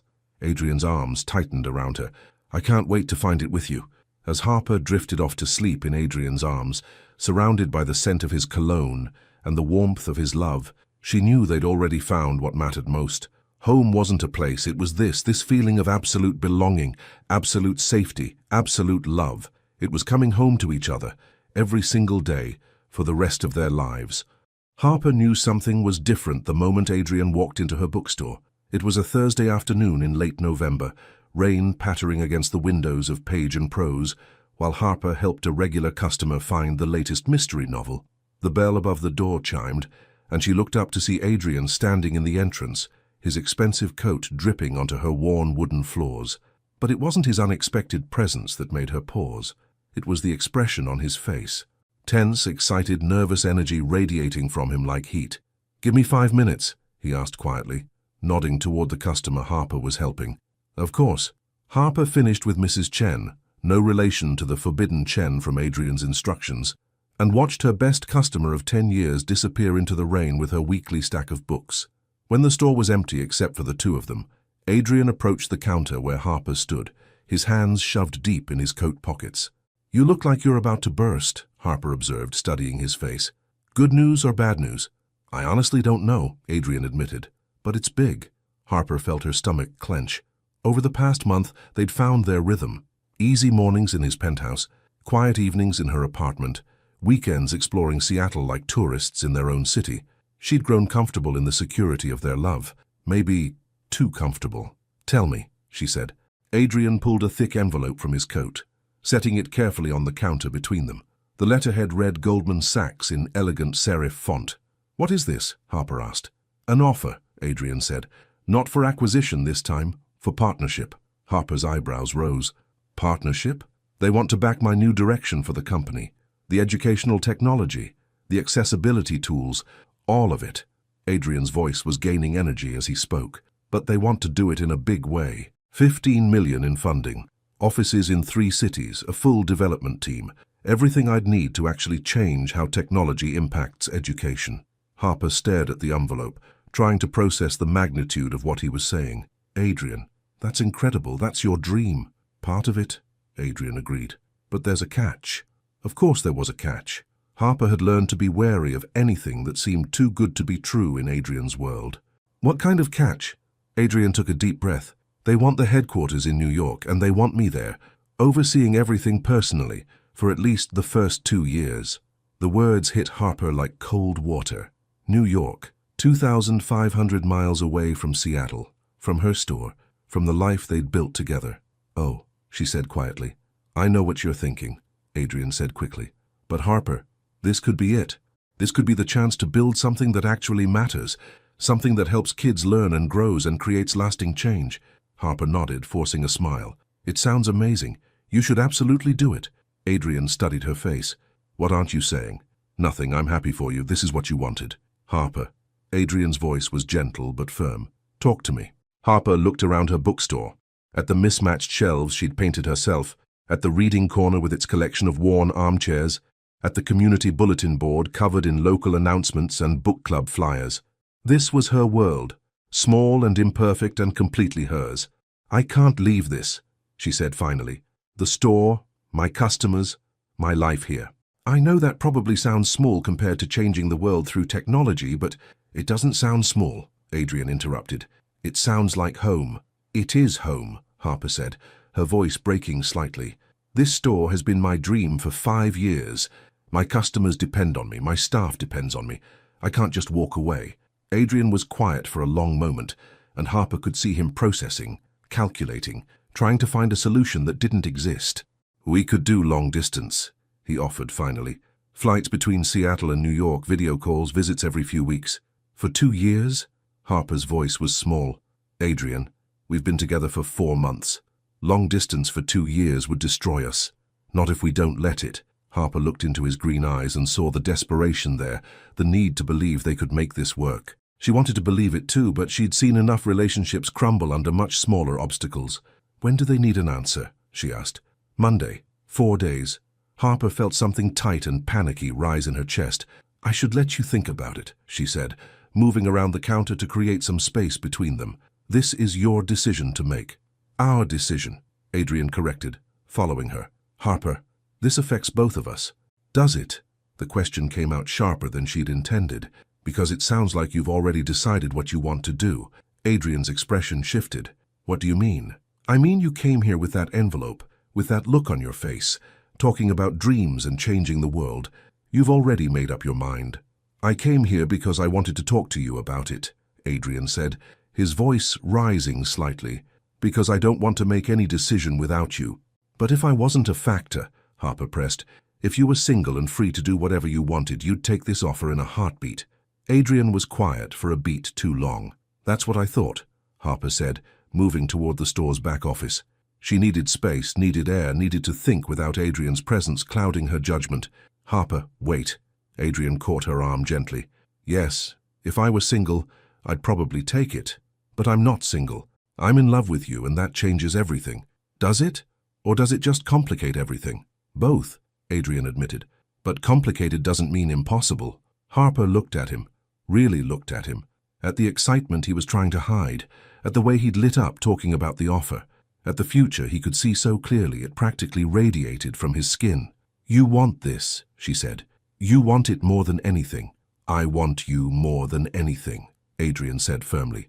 "But if you could have both," Adrian's silence was answer enough. "I need to think," Harper said finally, "and you need to think too, without worrying about what I want or need. This is your career, your future, our future." "Adrian," Harper's voice was quiet but final. "I love you, and because I love you, I want you to really consider what you'd regret more, taking this opportunity, or passing it up for me." Adrian's jaw tightened. "That's not a fair question." "It's the only question that matters." They stood in the narrow aisle between romance novels and local authors, the weight of everything unsaid pressing down on them. Harper could hear rain against the windows, could smell the familiar scent of old books and coffee from the shop next door, could feel her world and Adrian's pulling in opposite directions. "I should go," Adrian said finally. "Let you close up, give you space to think." Harper nodded, not trusting her voice. Adrian moved toward the door, then paused with his hand on the handle. "Harper? Yeah? Whatever we decide, whatever happens, this has been the best 4 months of my life." Tears pricked Harper's eyes. "Mine too." After Adrian left, Harper stood alone in her bookstore, surrounded by thousands of stories about love conquering all, about couples who overcame impossible odds, about happy endings that felt within reach right up until they slipped away. She picked up the Goldman Sachs envelope Adrian had left behind, turning it over in her hands. Inside was an offer that could change everything, for Adrian, for his company, for the world he wanted to help shape, and possibly for them. Harper had told herself that love was about choosing each other, every day no matter what. But what happened when choosing each other meant asking someone to give up their dreams? What happened when love meant letting go? She thought about Adrian's face when he'd talked about the offer, about the light in his eyes when he'd described building something that mattered. She thought about her own dreams, about the bookstore she'd poured her heart into, about the community she'd built one customer at a time. Could she ask him to stay and watch him slowly resent the opportunity he'd lost for her? Could she leave everything she'd built to follow him to a city where she'd be starting over, completely dependent on him? Harper sank into one of the reading chairs, the envelope still clutched in her hands, and tried to imagine a future where love was enough to bridge the gap between two very different dreams. Outside, Seattle settled into evening, the rain turning to mist that blurred the lights of the city. Inside Page and Prose, Harper Lewis sat surrounded by love stories and tried to figure out how her own was supposed to end. Because for the first time since she and Adrian had found each other, Harper wasn't sure love would be enough. The thought terrified her almost as much as the possibility that it might be true. Monday morning came too soon, and not soon enough. Harper stood at the window of her apartment, watching Seattle wake up in shades of grey and gold, a cup of coffee growing cold in her hands. She hadn't really slept since Thursday, since Adrian had walked into her store with that envelope and turned their perfectly imperfect world upside down. In 3 hours, Adrian would give Goldman Sachs his answer. In 3 hours, their future would be decided. Her phone sat silent on the coffee table. They hadn't spoken since Thursday, both needing space to think without the pull of each other's presence clouding their judgment. But the silence felt like a wound, growing deeper with each hour that passed. Harper had spent the weekend walking through her life with new eyes, really seeing her bookstore, her customers, her small corner of the world. Mrs. Chen had come in Saturday morning, asking after that handsome young man who'd been in on Thursday, Mr. Rodriguez had brought his daughter for their monthly book selection, the 8-year-old chattering excitedly about the fantasy series Harper had recommended. These people weren't just customers.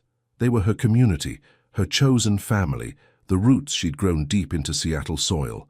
But every time Harper tried to imagine her life without Adrian, tried to picture him 3,000 miles away building his dream, while she stayed here building hers, her chest felt hollow and wrong. At 8 a.m. her phone rang. Not Adrian, Sage. Don't answer if you don't want to talk. Sage's voice was uncharacteristically gentle when Harper picked up. But I figured you could use someone who understands both sides of this mess. Hi, Sage, Harper said, surprising herself by feeling relieved to hear a familiar voice. He's miserable, Sage said without preamble. In case you were wondering. Hasn't eaten, hasn't slept, snapped at 3 different investors yesterday. The man is falling apart. Harper closed her eyes. He needs to take the offer. That's not what he needs, Sage said firmly. What he needs is to figure out what he really wants, instead of what he thinks he's supposed to want. The New York opportunity is incredible. The New York opportunity is impressive, Sage corrected. But Harper, I've worked with Adrian for 2 years. I've seen him excited about deals and funding and expansion. I've never seen him happy until you. Harper felt tears threaten. But if he stays, he'll find another way to change the world. If he goes and loses you, he'll spend the rest of his life wondering if success was worth losing his soul. The words hit Harper like a physical blow. Sage, I'm not telling you what to do, Sage continued, but I am telling you that some opportunities come around again. Some don't.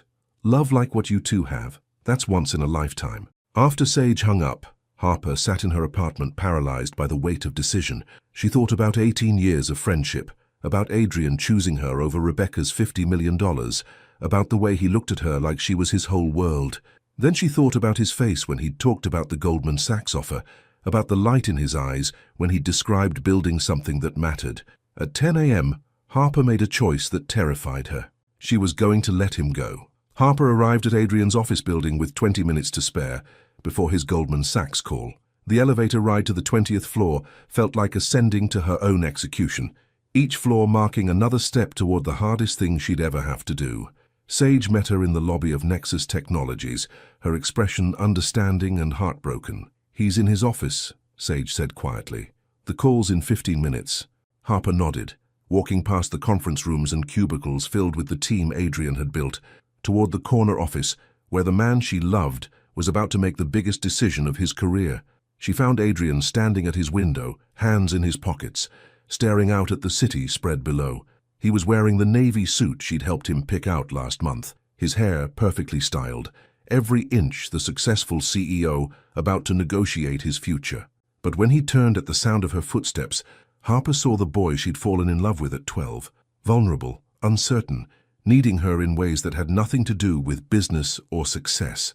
Harper, he breathed, like her name was a prayer. Hi, she said, her voice already shaky. They stood there for a moment, drinking each other in, both knowing this conversation would change everything. I've been thinking, Harper said finally. Me too. You should take the offer. Adrian went very still. What? Harper forced herself to step closer to look into his green eyes as she broke both their hearts. The Goldman Sachs offer. You should take it. Harper, no, listen to me. Harper's voice was firm, despite the tears threatening to fall. I've spent the last 4 days trying to figure out how to make this work, how to ask you to stay, or how to convince myself I could leave. But Adrian, I've been asking the wrong question. What do you mean? I've been asking how we can stay together, But the real question is, what do you need to become the man you're meant to be? Adrian shook his head. I need you. You need to build something that matters, Harper corrected gently. You need to change the world through technology, help kids learn, create something bigger than yourself. That's who you are, Adrian. That's who you've always been, even when we were kids, and you were coding games in your bedroom. I can do that here. Can you? Harper asked. Really? Or would you always wonder what might have been if you'd taken the chance to do it the right way, with proper funding and support and scale? Adrian's jaw worked silently, and Harper knew she'd hit the truth he'd been trying to avoid. And I need to stay here, Harper continued, her voice growing stronger. I need my bookstore, my customers, my community. I need to grow something too, Adrian, just in a different way than you do. So what are you saying? Adrian's voice was rough with unshed emotion.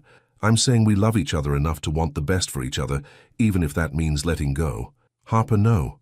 Adrian moved closer, reaching for her hands. We can make this work. Long distance, visits, whatever it takes. For how long? Harper asked gently. 2 years? 5? Until one of us gets tired of living half a life. Adrian was quiet, but his grip on her hands tightened. I won't be the reason you don't chase your dreams, Harper said, tears finally spilling over. And you can't be the reason I abandon mine. This is insane, Adrian said desperately. People make sacrifices for love all the time. They find ways to compromise. Some sacrifices are too big, Harper replied. Some compromises cost too much. So that's it? Adrian's voice broke. We just give up. Harper cupped his face in her hands, memorizing the feel of his skin, the way his eyes looked when he was vulnerable. We don't give up, she whispered. We love each other enough to let each other grow into who we're supposed to be. And maybe someday, Adrian repeated, like the word was made of glass. They kissed then, desperate, tender, tasting of tears and goodbye, and 18 years of love that would never really end. When they broke apart, both were crying. I love you, Adrian whispered against her forehead. I will love you for the rest of my life. I love you too, Harper replied. Always. Adrian's phone buzzed on his desk. The Goldman Sachs call. Harper stepped back, wiping her eyes, trying to compose herself. Take your call, build something amazing. Harper. I'll go first, Harper said, understanding that one of them had to be strong enough to walk away. Goodbye, Adrian. She made it to the elevator before the tears came in earnest, made it to her car before the sobs took over completely. As she drove through Seattle's familiar streets, Harper felt like she was leaving pieces of her heart scattered across the city. But underneath the grief was something else, a certainty that they'd made the right choice, even if it was the hardest one. 2 hours later, Sage called with the news Harper had been expecting. He took it, Sage said quietly. He's flying to New York tomorrow to start setting up operations. Good, Harper managed. That's good. Harper? Yeah? He asked me to tell you that this isn't how he wanted the story to end. Harper closed her eyes, fresh tears threatening. Tell him that sometimes the most beautiful love stories are the ones where two people choose each other's happiness over their own. I'll tell him. That evening, Harper stood in her bookstore after closing, surrounded by thousands of stories about love conquering all, about couples who overcame impossible odds, about happy endings that felt within reach. But as she locked up and walked home through the Seattle drizzle, Harper knew that love had conquered, just not in the way she'd expected.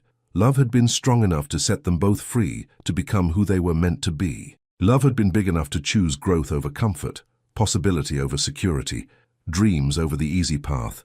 It wasn't the ending Harper had written in her head during those perfect months of falling in love with her best friend, but it was, she realized with a strange peace settling in her chest, exactly the ending their story needed, even if it broke her heart to write it. 2 years later, Harper still came back to that park, but this time with peace in her heart. Green Lake stretched before her in the golden light of a Seattle autumn, its surface reflecting maple trees painted in shades of amber and rust. The bench where she sat was the same one where she and Adrian had shared countless conversations over the years, about dreams and fears, about the future that had seemed so certain when they were young. 2 years. 2 years since she'd walked out of Adrian's office and let love become something bigger than possession, bigger than need, bigger than the safe harbor they'd found in each other's arms. Harper opened the book in her lap, an advanced copy of Digital Bridges: How Technology Can Transform Education by Adrian Collins. His author photo on the back cover showed a man she recognized but who looked different somehow, older, more confident, with laugh lines around his eyes that spoke of genuine happiness. She'd followed his success from 3,000 miles away, through industry articles and Sage's careful updates. Nexus Educational had become exactly what Adrian had envisioned, a company that created learning tools for children with disabilities, apps that made coding accessible to kids in underserved communities, platforms that turned struggling students into confident learners. He'd been featured on magazine covers, given TED Talks that went viral, won awards for innovation in educational technology. He'd changed the world, just like Harper always knew he would. And she'd grown too in ways she hadn't expected. Page & Prose had evolved from a small neighborhood bookstore into something more, a community hub that hosted reading programs for adults learning English, book clubs for teenagers aging out of foster care, literacy workshops for parents who wanted to read bedtime stories to their children but had never learned how themselves. Last month, Harper had signed papers to open a second location in Tacoma. This one focused entirely on community outreach and educational programs. The Harper Lewis Foundation, named by her board of directors despite her protests, was being funded by a combination of city grants, private donations, and her own steady reinvestment of profits into something larger than herself. She'd learned that dreams could grow and change shape, that success didn't always look like what you'd imagined when you were young and thought you had all the answers. Her phone buzzed softly. A text from Sage, who'd become not just a business contact, but a genuine friend over the past 2 years. Sage, seeing my Seattle girl today. Adrian's in town for the tech conference. Thought you should know. Harper's heart stuttered, then settled into a steadier rhythm. She'd known this day would come eventually. Seattle wasn't big enough for someone of Adrian's stature to avoid forever, and she'd made peace with the possibility of running into him, or so she'd told herself. Harper, thanks for the heads up. How is he? Sage, good, really good. But Harper, he asks about you, every time we talk. Harper stared at the message, then at the book in her lap, then at the lake where she and Adrian had skipped stones as children, dreamed about the future as teenagers, fallen in love as adults. Harper, and what do you tell him? Sage, that you're amazing, that you're changing lives, that you're happy. Harper, am I? Sage, aren't you? Harper considered the question seriously. Was she happy? She thought about her morning routine, coffee and sunrise in her apartment that she'd finally redecorated to suit her own taste, rather than some magazine's idea of sophistication. She thought about her work, about Mrs. Chen, who now volunteered at the literacy workshops, about young Marco, who'd gone from struggling to read to devouring fantasy novels, thanks to her recommendation of graphic novel adaptations. She thought about the man she'd been seeing for the past 6 months, David Kim, a social worker who understood her passion for community building, who made her laugh over shared Thai takeout, who kissed her goodnight with gentle affection that felt safe and warm and utterly different from the earth-shattering intensity she'd shared with Adrian. Harper, yes, I think I am. Sage, he'd be glad to know that.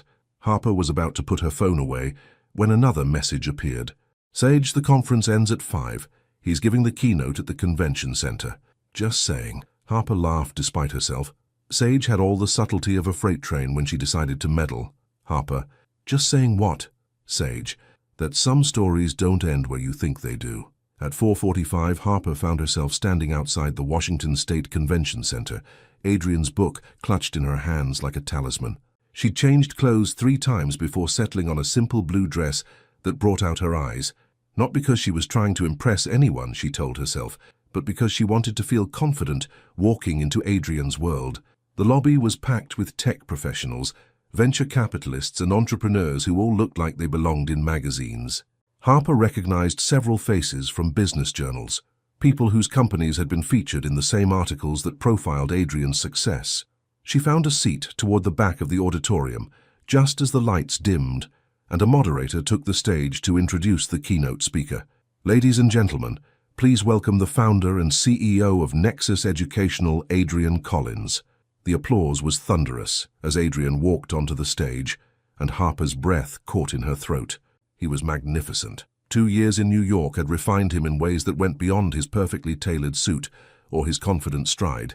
There was a gravity to him now, a sense of someone who'd found their purpose and was living it fully. When he smiled at the audience, it was the smile of a man who knew exactly who he was and what he was meant to do with his life. But when his eyes swept the crowd and found hers, 20 rows back and trying to blend into the shadows, that polished exterior cracked just enough for Harper to see the boy she'd known for 18 years.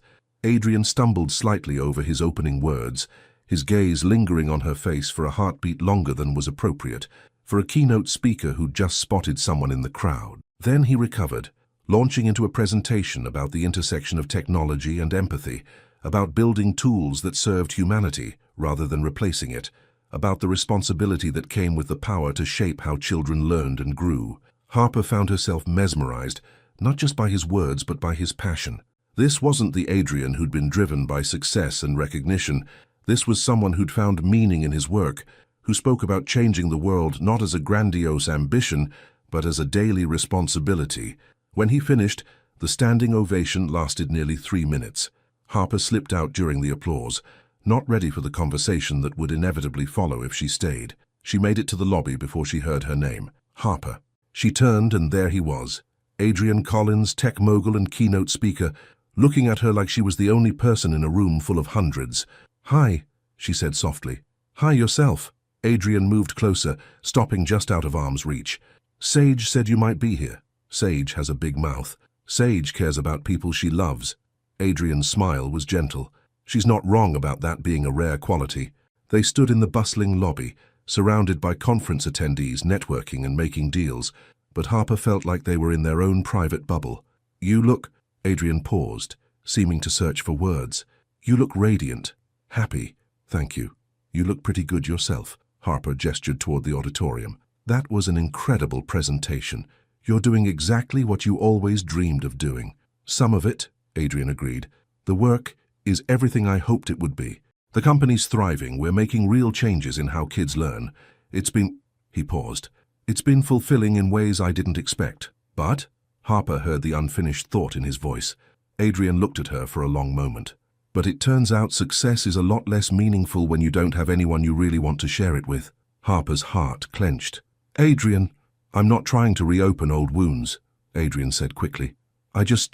I needed you to know that letting you go was the right choice and the hardest thing I've ever done." "I know," Harper whispered. "For me, too.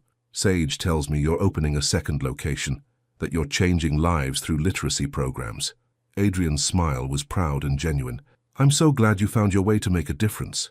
"I learned from the best," Harper said. "You always knew that success meant more than just profit margins." "I learned that from you," Adrian replied. "From watching you build community one customer at a time, from seeing how you made every person who walked into your store feel important." The crowd around them was thinning as conference attendees moved toward evening networking events. Soon they'd be alone in the lobby, and Harper wasn't sure she was ready for the intensity that privacy would bring. "I should go," she said reluctantly. "Should you?" Adrian asked, and something in his voice made her pause. "Adrian, we can't—" "I know," he said quickly. "I know we can't go backwards, but Harper, I've missed my best friend. I've missed the person who knew me before any of this mattered, who could make me laugh when I took myself too seriously, who reminded me that there was more to life than the next deal or the next milestone." Harper felt tears threaten. "I've missed you too, so much. Have dinner with me," Adrian said. "As friends.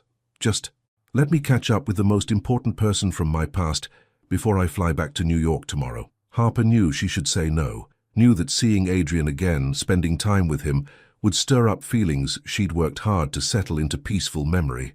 But she also knew that some conversations were necessary for true closure, that some relationships deserved a proper goodbye instead of the painful severing they'd given themselves 2 years ago. "Okay," she said, "but somewhere quiet. Somewhere we can really talk." Adrian's smile lit up his entire face. "I know just the place." An hour later, they sat across from each other at Rosebud, a tiny restaurant in Capitol Hill that specialized in comfort food and had never cared that it wasn't trendy enough for Seattle's foodie scene. It was the kind of place Adrian never would have suggested when he was trying to impress investors. But it was perfect for two old friends trying to find their way back to honesty. "So," Adrian said after they'd ordered, "tell me about David." Harper nearly choked on her wine. "How did you—" "Sage mentioned you were seeing someone. Social worker, apparently. Sounds like a good guy." Harper studied Adrian's face, looking for jealousy or pain, but found only genuine curiosity and what looked like relief. "He is a good guy," Harper said carefully. "Kind, thoughtful, completely dedicated to helping families stay together." We've been dating for 6 months. Are you happy with him? The question was asked without agenda, with the same tone Adrian might have used to ask about her favorite new book or restaurant recommendation.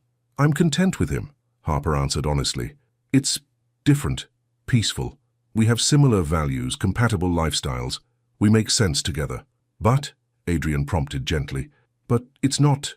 Harper paused, searching for words that wouldn't be unfair to David or painful for Adrian. It's not earth-shattering. It doesn't feel like coming home and going on an adventure at the same time? Adrian nodded slowly. I know what you mean. What about you? Anyone special in New York? I've dated, Adrian said with a rueful smile. Smart, successful women who understand my world, who can hold their own at investor dinners and charity galas, women who look perfect on paper.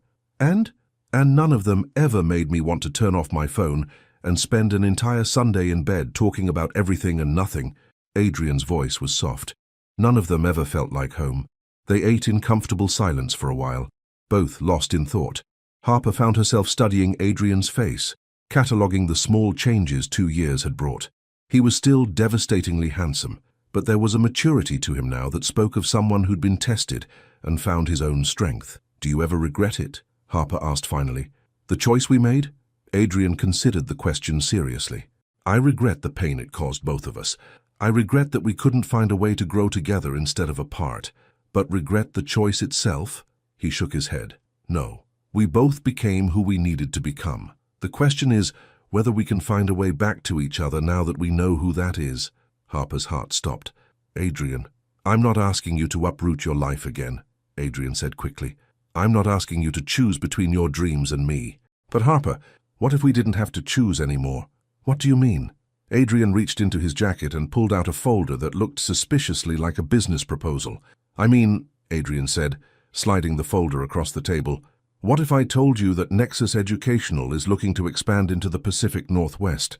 What if I told you that we want to partner with established community organizations to bring our literacy programs to underserved populations? Harper stared at the folder without opening it. Adrian, what are you saying? I'm saying that I've spent 2 years building something meaningful, and now I want to bring it home. I'm saying that the Harper Lewis Foundation's work with adult literacy and community outreach is exactly the kind of grassroots impact we need to partner with. Adrian's voice was growing more excited. I'm saying that I've been looking for an excuse to come back to Seattle for 2 years, and you just gave me the best one imaginable. Harper opened the folder with trembling hands. Inside was a detailed proposal for a partnership between Nexus Educational and the Harper Lewis Foundation, outlining funding for expanded literacy programs, technology integration for their community workshops, and a Seattle office that would serve as the company's West Coast headquarters.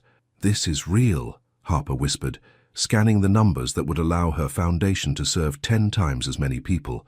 This is real, Adrian confirmed. The board approved it last month. I fly back to New York tomorrow to formally announce the expansion, and if you say yes, I'll be back in Seattle permanently by New Year. Harper looked up from the proposal, seeing hope and uncertainty warring in Adrian's green eyes. And us? She asked quietly. What would this mean for us? It would mean, Adrian said, reaching across the table to cover her hand with his, that we get a second chance to figure out if love is strong enough to bridge the gap between two people who've both grown into who they're meant to be. Harper felt tears slip down her cheeks. Adrian, I'm with David. I know, and I respect that. I'm not asking you to make any decisions about us right now. I'm just asking you to consider the possibility that maybe our story isn't over, that maybe we needed to become whole separately before we could be whole together.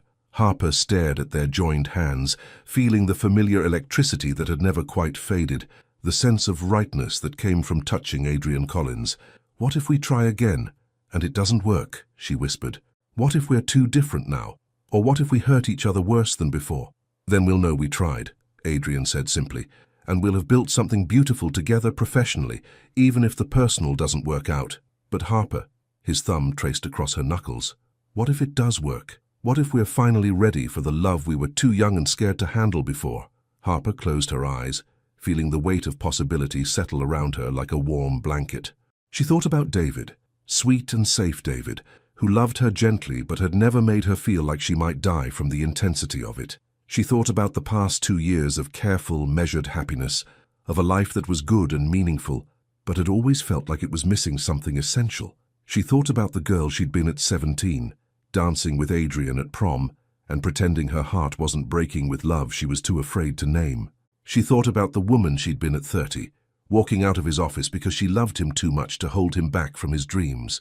And she thought about the woman she was now, 32, successful, confident in her own worth and power, no longer afraid of loving someone more than they might love her back. "I'll consider the partnership," Harper said finally, opening her eyes to meet Adrian's gaze. "It's an incredible opportunity for the foundation." Adrian nodded, hope and disappointment flickering across his features. "And I'll consider the rest too," Harper continued softly. "But Adrian, I need time. I need to figure out how to end things honestly with David, and I need to be sure I'm making this choice for the right reasons." "What would the right reasons be?" Harper smiled through her tears. "Because I'm ready for the kind of love that challenges me to grow instead of asking me to stay small. Because I've learned the difference between need and want, between settling and choosing. Because I love you not just for who you were when we were kids, but for who you've become as a man." Adrian's smile was brilliant, transforming his entire face. "That sounds like pretty good reasons to me."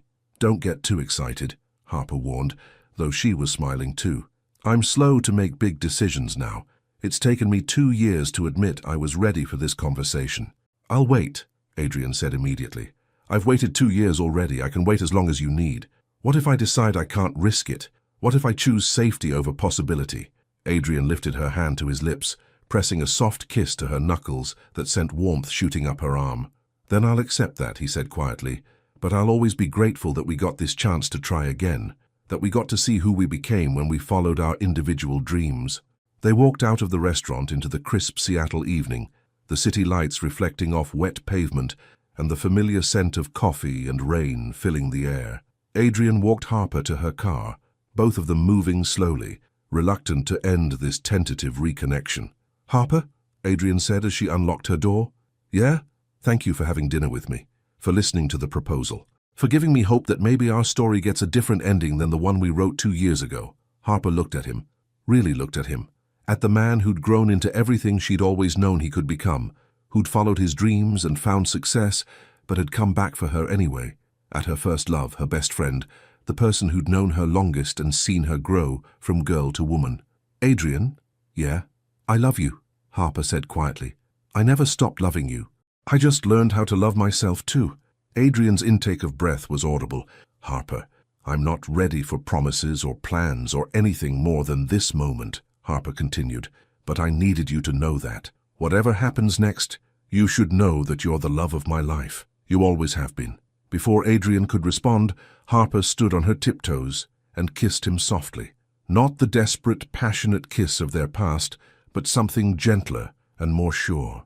A kiss that tasted like possibility and second chances, and the kind of love that was strong enough to survive growing apart and growing back together. When she pulled away, Adrian rested his forehead against hers. "I love you too," he whispered. "Always." Harper smiled, feeling lighter than she had in 2 years. "I'll call you next week, after I figure some things out. I'll be waiting." As Harper drove home through the familiar streets of Seattle, she felt something shift inside her chest, something that had been knotted tight with loss and regret, finally beginning to loosen. She thought about David, about the difficult conversation they'd need to have. She thought about the partnership proposal that would change everything for her foundation. She thought about Adrian flying back to New York tomorrow to set in motion a plan that would bring him home. Most of all, she thought about second chances and the courage it took to reach for love when you'd already lost it once. Her phone buzzed with a text as she pulled into her apartment complex. "Adrian, sweet dreams. Harper Lewis." "Thank you for reminding me what home feels like." Harper smiled, typing back quickly. "Harper, sweet dreams, Adrian Collins. Thank you for showing me that some love stories are worth rewriting." 6 months later, Harper stood in the backyard of Adrian's new house in Wallingford, watching him attempt to assemble a grill, while their friends provided unhelpful commentary from lawn chairs scattered across the grass. "You're supposed to insert tab A into slot B," Sage called out, raising her beer in mock salute. "Not the other way around." "I have an MIT degree," Adrian replied, waving a wrench for emphasis. "I think I can figure out a barbecue grill." "Famous last words," Harper laughed, walking over to hand him the instruction manual he'd stubbornly ignored. Need help? From my brilliant partner who successfully manages 2 non-profit locations and somehow convinced the city to fund our joint literacy program. Adrian grinned at her. Never. Partner, Harper repeated, liking the sound of the word. They'd been officially together again for 4 months now. 4 months of careful rebuilding, honest conversations, and the kind of deep, mature love that came from 2 people who knew exactly what they were choosing. Business partner, Adrian clarified, though his smile suggested he meant more than that. Among other things, the backyard was filled with their combined friend groups, Sage and her girlfriend, several of Adrian's team from Nexus Educational, Harper's staff from both bookstore locations, neighbors who'd already adopted Adrian into their community. It felt like a celebration of everything they'd built separately and were now building together. Speech, someone called out as Adrian finally got the grill lit. No speeches, Harper protested, but Adrian was already grabbing a beer and climbing onto a lawn chair. Actually, Adrian said, raising his bottle, I do have something to say. The backyard fell quiet, everyone turning to look at him. Harper felt her heart flutter with anticipation and just a touch of nervousness. 6 months ago, Adrian began, I came back to Seattle thinking I was just expanding my business. I had no idea I was actually coming home to everything I'd been missing for 2 years. Harper felt tears prick her eyes as Adrian's gaze found hers. Some of you know that Harper and I have history. This earned a few chuckles from their friends. But what you might not know is that she taught me something important about love. She taught me that if you really love someone, you want them to grow, even if that growth takes them away from you. Adrian's voice grew softer, more intimate, though he was still addressing the whole group. And sometimes, if you're very lucky, that growth brings them back to you better than they were before. Stronger, more sure of themselves, ready for the kind of love that builds rather than binds.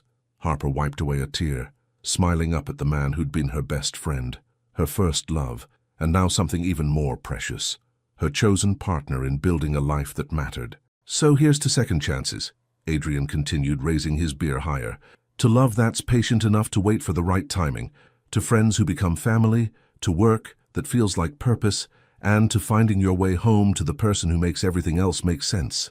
To Adrian and Harper, Sage called out, and the backyard erupted in cheers and applause.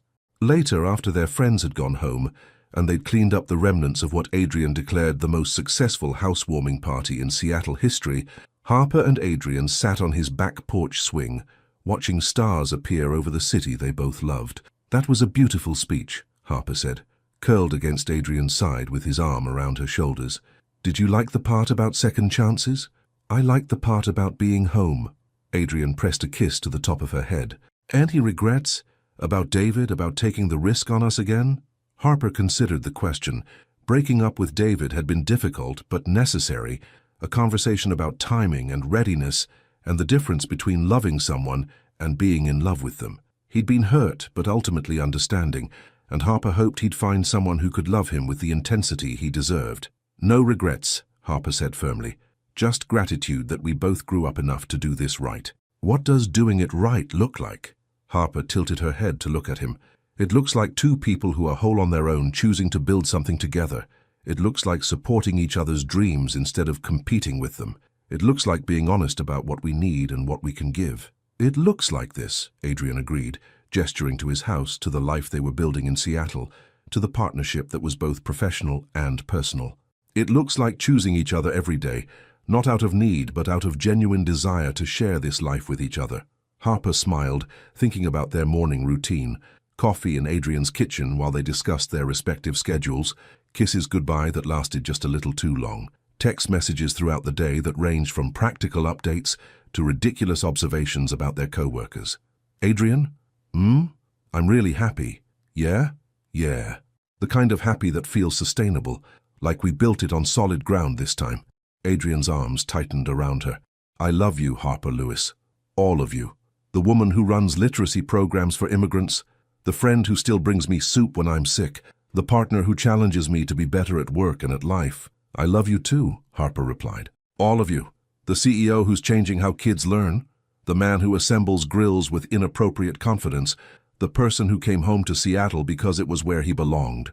They sat in comfortable silence, both thinking about the journey that had brought them here, from children who dreamed big to adults who'd learned that the biggest dreams were often about love and community and building something meaningful together. Harper? Yeah? Thank you for giving us another chance. Harper smiled, thinking about all the chances that had led to this moment. The chance encounter at his launch party that started everything, the painful choice to let each other go, the courage to try again when they were ready. Thank you for being worth the risk.